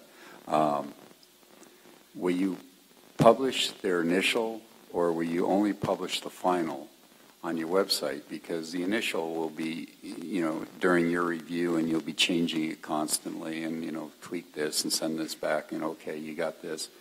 So there could be a lot of time, 4 years, in which you can get people pretty wound up and no, that wasn't your intention. You'd already sent it back to the mine and said, don't do that. And then they sent, So are you going to put the initial on there, or are you going to put the final permit when you are done? Mr. Chairman, because there's a couple of phases in there, let me answer this in this way. You have a completeness phase. So when we deem it complete, that's the complete version that would go on. When it's deemed technically complete, that's the technically complete version that would go live. So which, the technical completion would go on the website live, or would did you say there was a second one prior to that, a completion? The completeness. There's a checklist. You come in and you get completeness first. Did you check all the boxes? Did you get everything? That would go on. And then we're in technical review. And yes, there may be several iterations of the technical review. Then when it's technically complete, then that version would post. I think you should consider the completeness check. And that's when you should reconsider or at least review that possibility that would not go online, because at the same, you could get people rattled, thinking that this, and no, you've already sent it back to the mine and they're going to change that. So think about which version you want to put online before, the application at the time you're done with it would be the best, I think. Mr. Chairman, we certainly will take that into serious consideration, those comments, and evaluate that. Those are good comments. Thank you. Mr. Chairman. Yes. Thank you, Mr. Chairman. Mr. Wendland, can you speak to, in regards to the working group that you have put together, is there discussion about a reclamation plan in regards to landowner reclamation plans, or consent from the landowner in the regards that in some situations the landowner may not want certain aspects put back to their land when they could have brome and timothy and an alfalfa grass put back, something that's beneficial to the landowner also, and they can use it for such as agriculture production? Mr. Chairman and Representative Lindholm, the way we work we're an invited guest to that working group. We let them drive the agenda. Just a follow-up, Mr. Chairman? Yes, please. Thank you, Mr. Chairman. Okay, duly noted, and hopefully, I'm guessing some of those working group members are in the room, so hopefully that's as important to them as it is to my constituents and myself. Thank you. That was a great deflection, by the way. it should be in the initial reclamation or authorization for an LMO. Mr. Chairman, I would have one final comment, and maybe this addresses a little bit of one of the co-chairman's comments or questions. Just in short, really what we had in these recommendations, we're looking at 2 potential statutory changes, 2 rule changes, and 1 guidance change, just for a quick summary. Further questions? You have more for us? You seem to have covered your agenda. Mr. Chairman, I'm closed out. Is there further questions from the committee before we have, yes, Representative Crank? Yes, if I may have a couple of questions on reclamation and bonding. What's the running record on how much bonding have you had to call in on, and what has the state spent on doing that? There's been a lot of discussion on, people going bankrupt and the state's going to have to pick up all this. What has actually happened with that? What has the state actually been out on that? Mr. Chairman, Representative Crank, post SMACRA, we've not had a coal forfeiture. What we have seen in forfeitures typically are these small mine, LMO, mom and pop that go under. Those are the bonds we call. And we typically have the resources to do the contract third-party reclamation for those sites. Representative Crank? So I guess one of those, would you agree it's been pretty much minimal compared to the total dollar value set up out there? Mr. Chairman, that is, and Representative Crank, that is correct. Okay, and then Mr. Chairman, if I may, have a completely different issue, maybe not related here, but I would like to thank the 2 chairmen and the director. Over the past couple of weeks, I've had a couple of email chains back and forth on, and not necessarily related to land quality, but on some DEQ permits and some stuff I think that the legislature kind of got started, and maybe we tripped everybody up a little bit. But when you put in for permits for specifically, let's say a permit to construct for water quality, put in a pipeline or whatnot, there's a new item that's been added to the back of the forms on page 4 that basically has to do with access to the site and being able to check for environmental issues. I would like to thank the director for kind of looking at that. And if I haven't looked at the statute on it, so my apologies for that. But I think any suggestions we can get for these folks and ourselves to change it. We've got a problem that exists where we're telling these guys they have to get access, but I think it's stepped over the line, and now we're kind of pushing on some property rights that we may get some people in trouble with. So thank you for indulging me previously. You're welcome, Representative Crank, but also I think the department answered fairly quickly, and we kind of shot ourselves in the foot with that one ourselves, so we'll get that corrected. Other questions from the committee? Thank you, Mr. Chairman. And I think on that same issue, we, with the bentonite mines in the Bighorn Basin, time flies by, 18 months ago or so, it was a similar issue with respect to the department, and I know you were acting on legal advice from the AG's office, but was that you didn't have the right or the ability to go across private easements to go and inspect those particular mines. And so, the comment, you're now an invited guest, I would assume an easement that says, a blanket statement for mining operations or bentonite mining operations, as the case was there, is sufficient. I mean, we have regulation, and I'm just wondering, have you run into that anymore, or has that issue been resolved, or is that still cropping up from time to time? Mr. Chairman, I think largely it's been resolved. There are occasions where we do have issues that do come up. But I think by and large, we've worked through some of the more complicated issues that we've experienced in terms of having access to do inspections for bond release or just inspections in general that are required.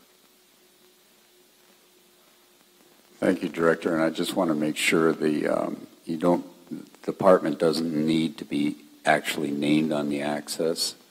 It could say for mining reasons. Would that allow you to cross, or do you want your department named on that access agreement? So, Mr. Chairman, to address that, as Representative Greer mentioned, adding language to some of these agreements that say or invited guest, so that if an operator has access and then they invite, whether it's the DEQ or some other entity that they, like a consultant or whatnot, that works for us. We did develop a policy back in 2016, I believe it was, that addresses it for the staff because there was concern because trespass issues are a criminal offense with a minimum of 10 days imprisonment. So there was some very great concern by staff of not running afoul of the trespass laws. And so we developed a policy to help guide the staff on how we should manage that. If they do run into difficulty getting access, then we just run that up the chain to try to get resolution on that. We've had instances where we've been asked to pay a fee to do an inspection, which obviously we're not going to do. But we've been able to work around most of the issues and find a path forward. We've worked with the Mining Association, particularly with the bentonite issue and concerns there, to find a workable path forward. All right. And do you have anything else for us, Director? Mr. Chairman, no, we're done unless you have additional questions. Committee, any other questions? Seeing none, we'll let you guys take a break and we'll call up Mr. Obermueller.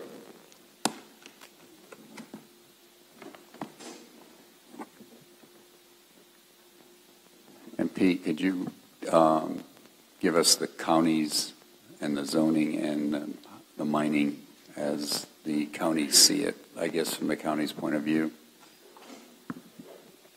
Absolutely, Mr. Chairman. Good morning, Mr. Chairman, members of the committee. Pete Obermueller, Executive Director of the Wyoming County Commissioners Association. Mr. Chairman, I was invited to talk a little bit about the county's role in this, particularly in the LMOs.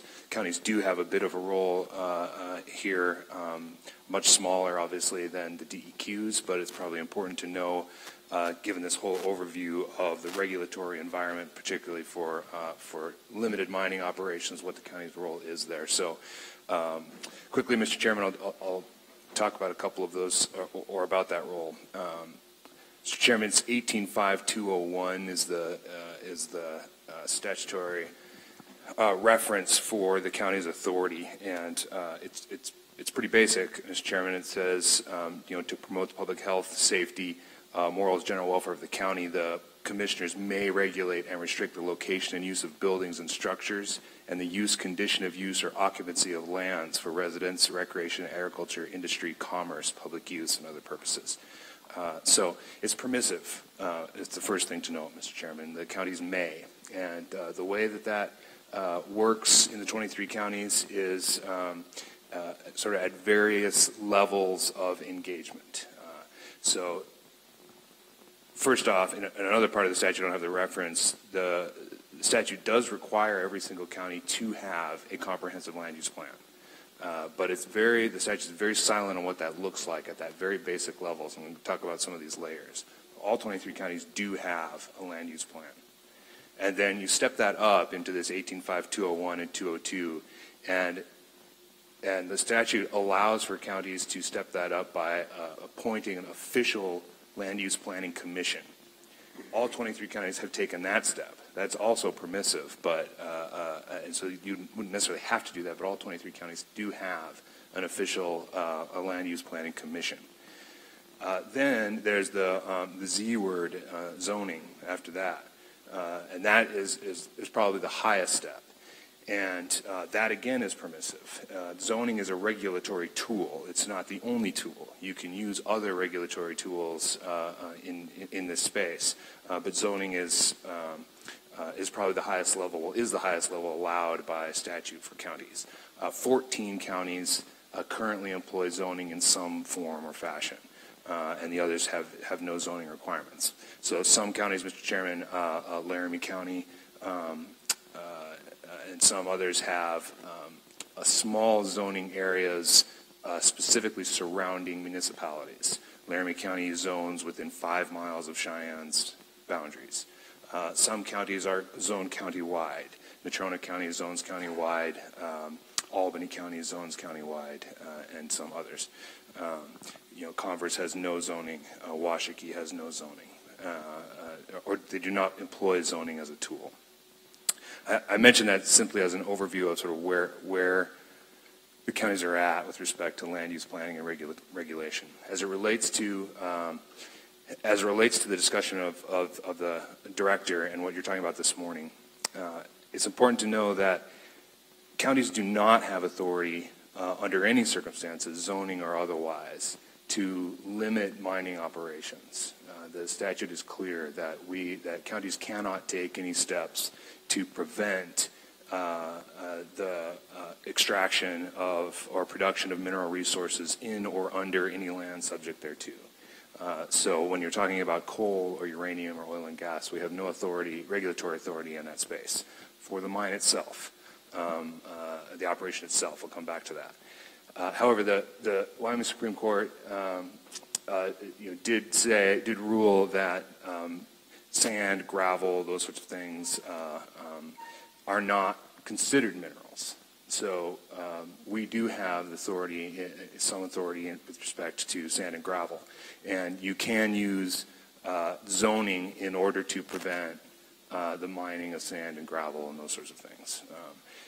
Outside of the unincorporated areas outside of zoning, there are regulatory tools that can be used and that are used. So when the administrator was talking about there's no notification requirements, these small LMOs outside in the unincorporated areas do have to go to the county. And the first step is the Planning and Zoning Commission, and then it goes to the Board of County Commissioners.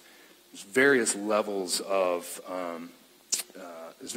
there that that an operator would have to comply with. They're, in my opinion, they're not onerous, but those meetings are open. Those are open meetings, and so in terms of a public notification, even an LMO can't really move forward without notification. The notification comes from the county's open meeting requirements.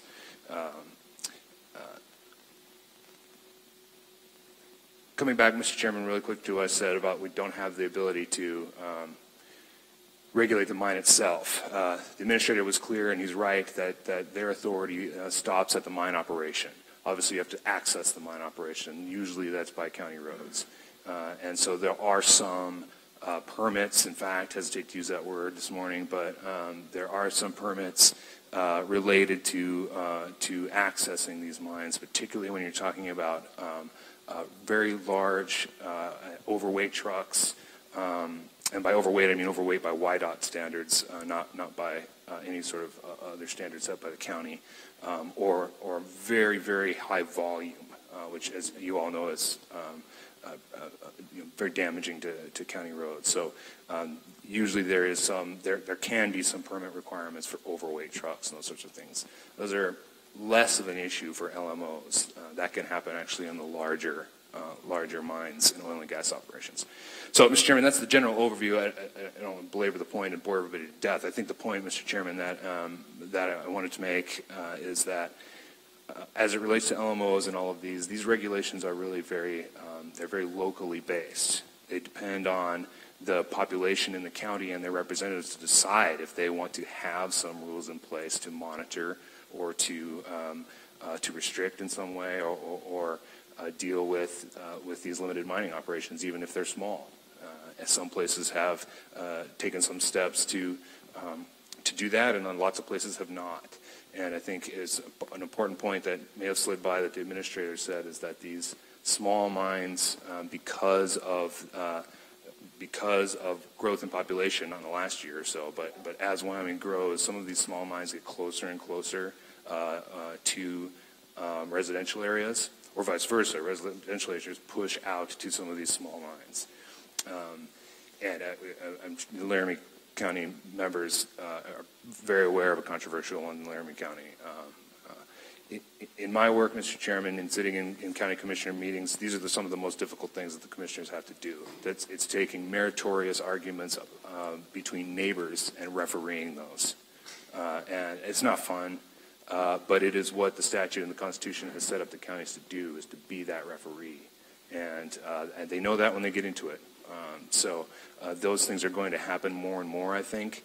And I'm not asking you to make any changes about that. It's just something for you to be aware of, that two neighbors may disagree about their private property use, and it ends up the county has to be the referee. Mr. Chairman, that's the end of my comments. I'd be happy to take questions. I hope that met your expectation. Committee, do you have questions? Senator Anderson. Mr. Chairman, one of the recommendations was to move the LMO reclamation out to 5 years after ceasing mining. You're more involved in LMOs than most, so do you think that's a reasonable amount of time? Mr. Chairman, Senator Anderson, thank you. I have to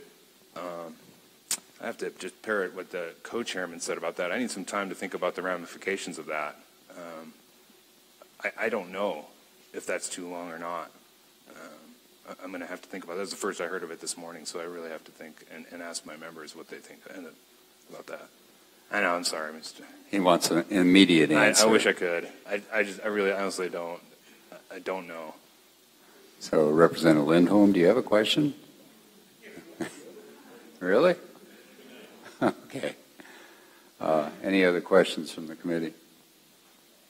Anything else you want to mention, Mr. Obermueller? If not, you've done a good job. Thank you for that education. Thank you, Mr. Chairman. Appreciate it. Okay, the next thing on the list is, I believe, is just public comment related to the DEQ land quality division in particular. So, Mr. Travis, if you'd like to have a seat.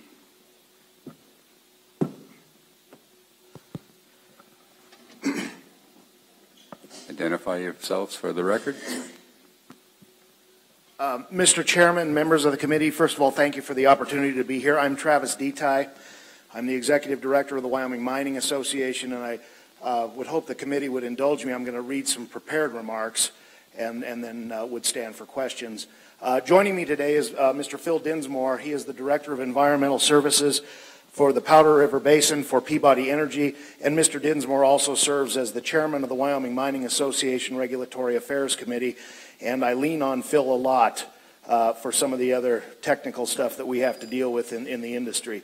Mr. Chairman, we appreciate the committee's effort to review the DEQ Land Quality Division. Mining operations are best served by a regulatory climate that is fair, timely, and consistent, and offers a certain degree of certainty to the regulated community. So ongoing efforts to streamline and improve the state regulatory process are of particular importance and value to the state's mining community. We believe that Wyoming's leadership in the early 1970s performed a major service to the citizens of Wyoming through the passage of the Environmental Quality Act of 1973. In the decades since the passage of that legislation, the law has been modified numerous times in a variety of ways. However, the basic regulatory programs, including permitting, inspection, reporting, and enforcement, bear a strong resemblance to the original concepts of the Act. The programs have proven to be adaptable to accommodate changes in our society, our economy, the regulated community, and other state and federal laws. The Environmental Quality Act continues to serve as the backbone for several state primacy programs, and Article 4 of the Act is still recognized as the model for many of the provisions of the Federal Surface Mining Control and Reclamation Act of 1977, SMCRA. Our purpose for bringing this to your attention today is to emphasize that Wyoming has a robust and resilient program for regulating all mining in the state. That said, there is always room for improvement and adaptation to address change. WMA's membership believes that the industry has and can continue to play a role in this improvement process. Over the course of the past 7 years, and I've mentioned this before this committee before, industry members across the sectors that WMA represents, bentonite, coal, trona, and uranium, have been actively engaged with the Land Quality Division through a series of industry working groups to address regulatory issues at the state level. The working groups were developed on the concept that bringing regulators and the regulated community to the table in an organized process could be an effective way to examine guidelines, rules, and regulations, evaluate what is working and what is not, and find workable solutions. And indeed, the process has been protracted and contentious at times, and agreement has occasionally been long in coming in some cases. But we believe that all parties, would agree that the process has been a model of what we consider a healthy and civil adversarial relationship striving to achieve common goals. And we've had success. The work group concept has put in place the mechanism by which the industry can approach the agency with problems and concerns. It provides a forum to discuss and hash out differences and ultimately find workable solutions, workable regulatory solutions. And here are a couple of examples I'd like to cite. A couple of years ago, regulators with the LQD and the industry sat down and worked together to improve the structure of the bonding guidance that had been based on outmoded models. And the result of this was guidance that more closely reflects accurate equipment costs. Today, bonds are more accurate and what we would consider right-sized. The industry also worked closely with LQD in developing the rules and regulation package for Wyoming's new agreement state program, by which Wyoming will take regulatory primacy of uranium production. As Administrator Wentland mentioned, the stand-up of the program is ahead of schedule and under budget, and this is a real success story for the state of Wyoming. And the legislature had a hand in that as well, and that's going to be good. The point we wish to leave the committee with is that the process of maintaining a streamlined and workable regulatory regimen is an ongoing collaborative process. Is it easy? No. Does everyone always get what they want? Of course not. Does it ever end? Well, we hope not. Because by continuing to work together in a structured atmosphere, we believe that LQD and the mining industry can continue to find reasonable, workable regulatory solutions with the ultimate goals of Wyoming operators being able to produce minerals and jobs and revenue, and the agency being able to carry out its statutory charge under the Environmental Quality Act. Finally, I would also like to point out and recognize the Land Quality Division. They spent many man-hours and time and effort developing and defending the state's position against a number of recent federal actions, including EPA's CERCLA 108B regulation on hard rock mining sureties, EPA's 40 CFR Part 192 rulemaking on groundwater restoration for in situ uranium recovery, and the Office of Surface Mining's ill-conceived stream protection rule. The division's work, without a doubt, contributed to thwarting these efforts, all of which would have had very negative impacts on both the state and the state's mining industry. So in conclusion, the people of Wyoming have come to expect world-class performance in meeting compliance and reclamation obligations from the mining industry. We believe that the state receives this level of performance from the mining industry because the Land Quality Division administers the strongest mining regulatory program of any of the 50 United States. So while we urge you to continue to encourage the agency to look for improvements regularly, we also believe that the Wyoming program is based on a strong and proven foundation. Administrator Wentland has given some recommendations to you, and we don't have anything to add at this time to those recommendations. And with that, I would stand for any questions, and I'll lean on Mr. Dinsmore to answer the more technical ones. Committee, any questions? Yes. Mr. Detail, this wasn't an appropriate question for the department, but it is for you.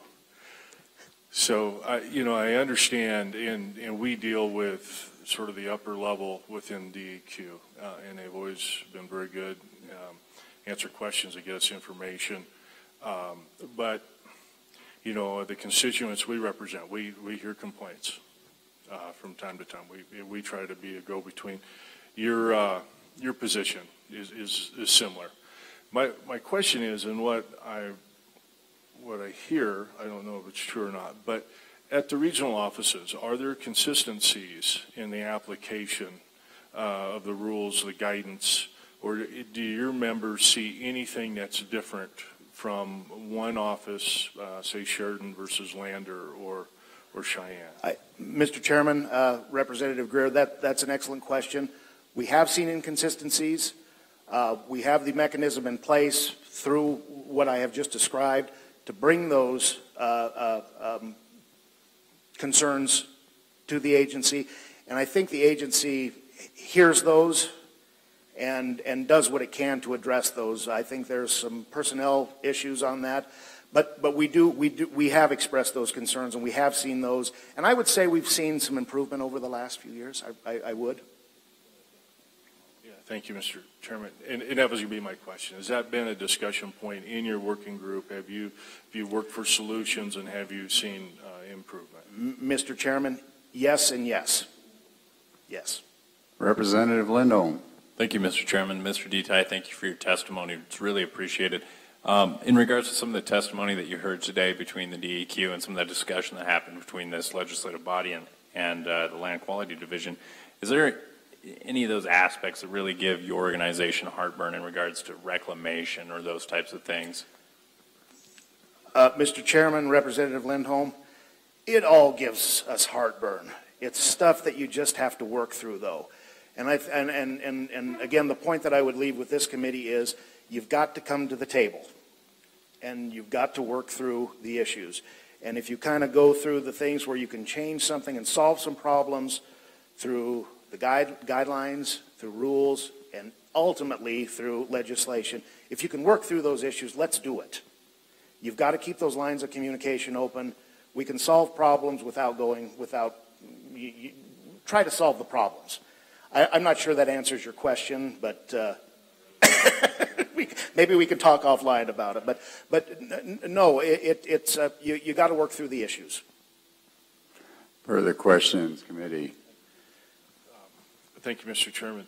And hopefully I don't misstate this, but Mr. Wetland had made a comment regarding letters of credit being, and I forget the term he used, but callable or rather than standby, and I might be using those terms incorrectly. And that would be a shift in what we've done. Is that any issue to your members? You know, with it, I think it is, and I'm going to turn the microphone over to Mr. Dinsmore for that one, if you don't mind, Mr. Chairman. Mr. Chairman, I think the answer really is no. Oh, I'm sorry. My name is Phil Dinsmore. I'm the Regulatory Affairs Committee Chairman for Wyoming Mining Association.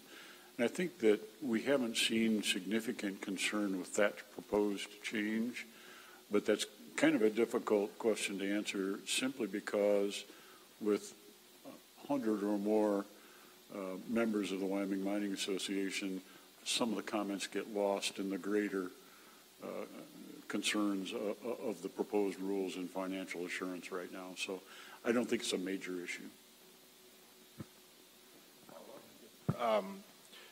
So my co-chair and I, we sponsored legislation last year to allow DEQ to accept real estate or real property as collateral for bonds, again, using the correct term. I don't know if that goes into effect till July 1, but I'm just curious how maybe that's helped your members or would help your members, help with the issue, less self-bonding, that type of thing. Mr. Chairman, again, I think the answer is there has been some benefit from that change. I don't think that you're going to see every member of the Wyoming Mining Association using it, but where the opportunity exists, it's provided that advantage. Further questions from the committee? Do you have anything more? No, Mr. Chairman. Thank you for the opportunity to address you today. Mr. Dinsmore doesn't have anything he'd like to say? No, sir. All right. Well, thank you very much, both of you. Others that would like to speak from the public? Katie?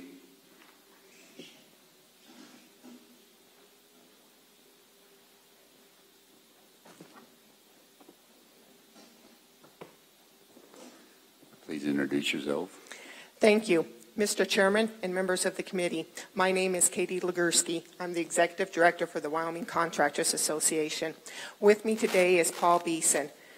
Mr. Beeson is the Regulatory Compliance Director for Mobile Concrete. Mr. Beeson also serves as the Wyoming Contractors Association Environmental Committee Chairman, and Paul is here to answer all the technical questions regarding any permitting that you guys might have. WCA appreciates the time the committee spent this morning to review the DEQ Land Quality Division. In 2004, the Wyoming Contractors Association and the Wyoming DEQ formed a working group which has met 2 to 4 times per year since then. This partnership promotes greater creativity, spurs innovation, and fosters collaboration between the industry and the regulators. Working together provides opportunities to learn from one another, and it also encourages communication between both parties. My first meeting with the work group was on July 12, 2007. During this meeting, we had 2 agenda items. The first was to review the land quality permitting process to see what flexibility exists to improve the permitting process. The second agenda item was to explore best management practices from industry that could be implemented to address public concerns and unintended consequences of construction projects. After numerous meetings with the Land Quality Division, we were successful in updating the limited mining operations from 10 acres to 15 with the removal of the haul road from the acreage. This major accomplishment was possible because of our ongoing efforts in partnering with one another.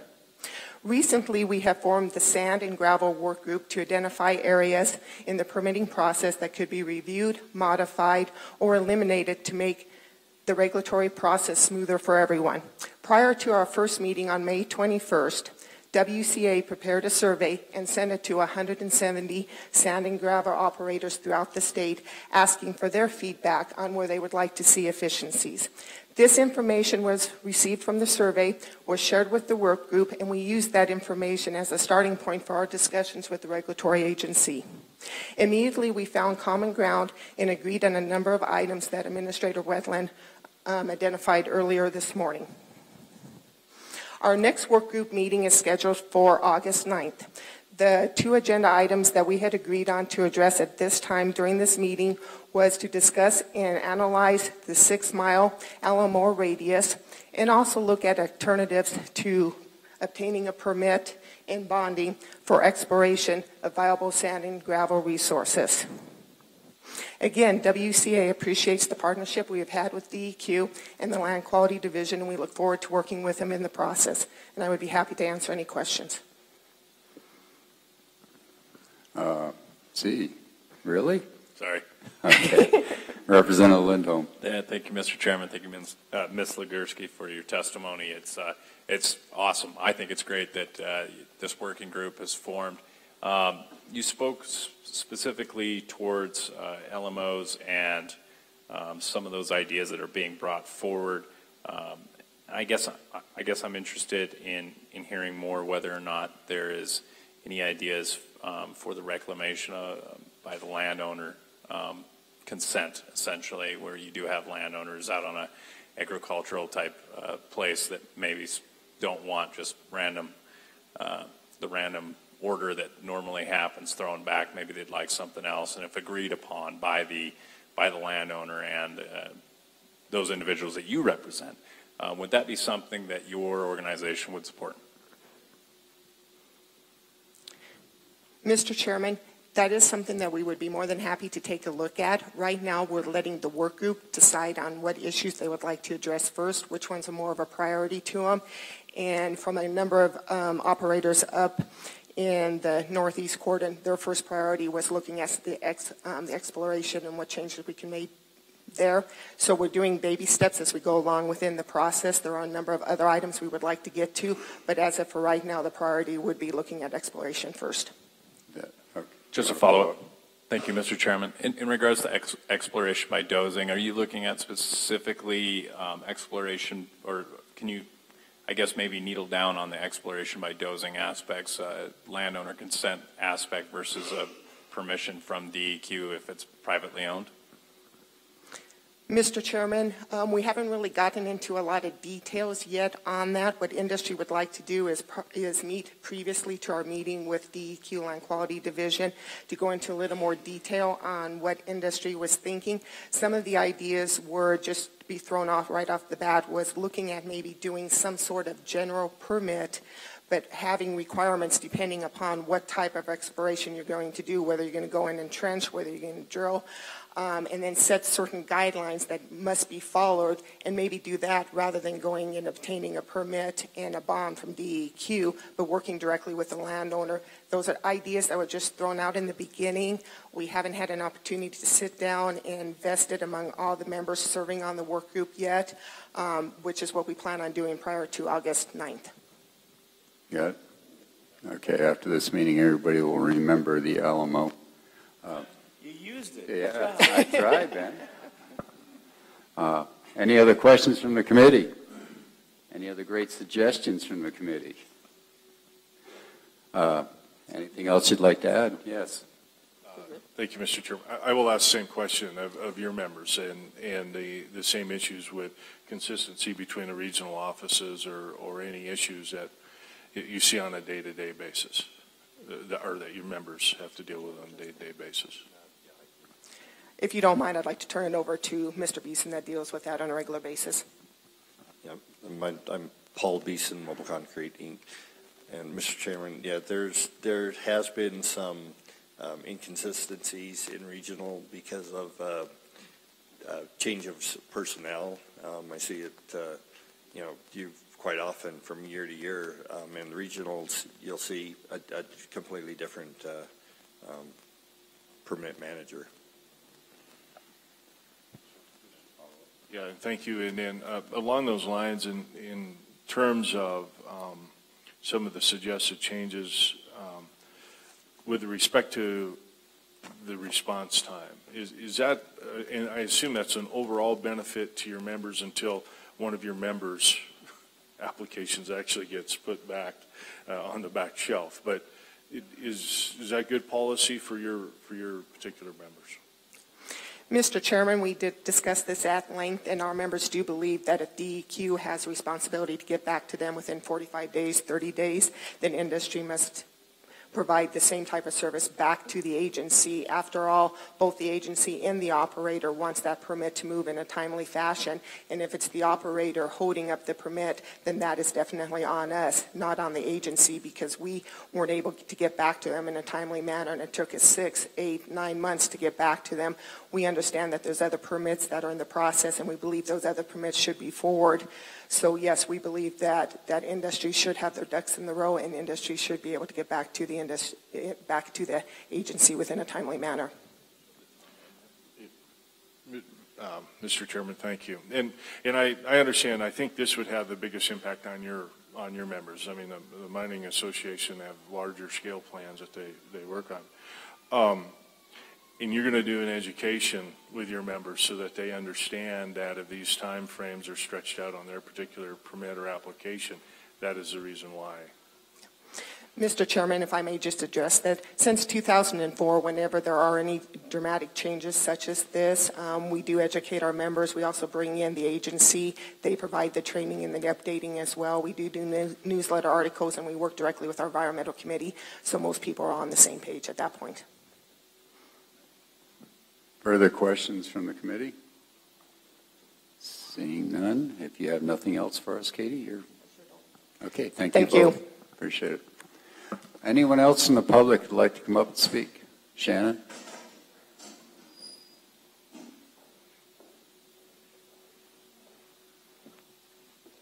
Thank you, Mr. Chairman. Shannon Anderson with Powder River Basin Resource Council. I think I'd just be remiss in not speaking to you today on behalf of a constituency that hasn't really been a part of the conversation yet, and that is citizens, the public interest, and private property landowners who are impacted by these mining operations. So I just encourage you, as you always do, to consider those voices as you craft policy and solutions for the state. So thank you. Questions for Ms. Anderson? Seeing none, thank you. Appreciate it. Anyone else in the public would like to speak? Sir? Please identify yourself. Good morning. My name's Chris Fair. I'm environmental manager for Melgard Construction. Appreciate your time. This is my first opportunity to sit in front of you gentlemen and sit at this committee, so thank you. On behalf of Melgard Construction and a member of the Wyoming Contractors Association, we support that vision. We support the WMA, their vision, what Mr. Detai said, and support the Land Quality Division. The rules and regulations are in place. They do an excellent job. One thing we can rally behind there is the resources have been reduced. And from our perspective, Melgard, an area of improvement would be to reinvest in those resources. From 48 down to 41, meet in the middle, 45 people, where we can have those professionals in place so that these permits, these LMOs, these exemptions, whatever you want to refer to them as, can be processed timely. And the timeliness that we're seeing right now, we are in support of that. We think the system is working well. Furthermore, I want to make an open invitation on behalf of Melgard that if any of you gentlemen would so ever be in the Gillette area, in the Converse County area, in our operational area in Johnson County, Converse County, Campbell County, we'd love to take you out in the field to see how we go about, how we work with the regulation that is in place, how we work with the landowners that are in place. Furthermore, the relationships that need to be there to ensure that things are done right in their interests, in the interest of the state, in the interest of the business, in the interest of the people. One point that was brought up that I want to make note on was in regards to the guidance on the DEQ website. I have disagreement in the component that I do believe that it is user-friendly. Yes, it does take a technical mindset to oftentimes weed through and understand that. However, the guidance is there and it's readily available. One or two readings, it could be well interpreted as to what the guidance says.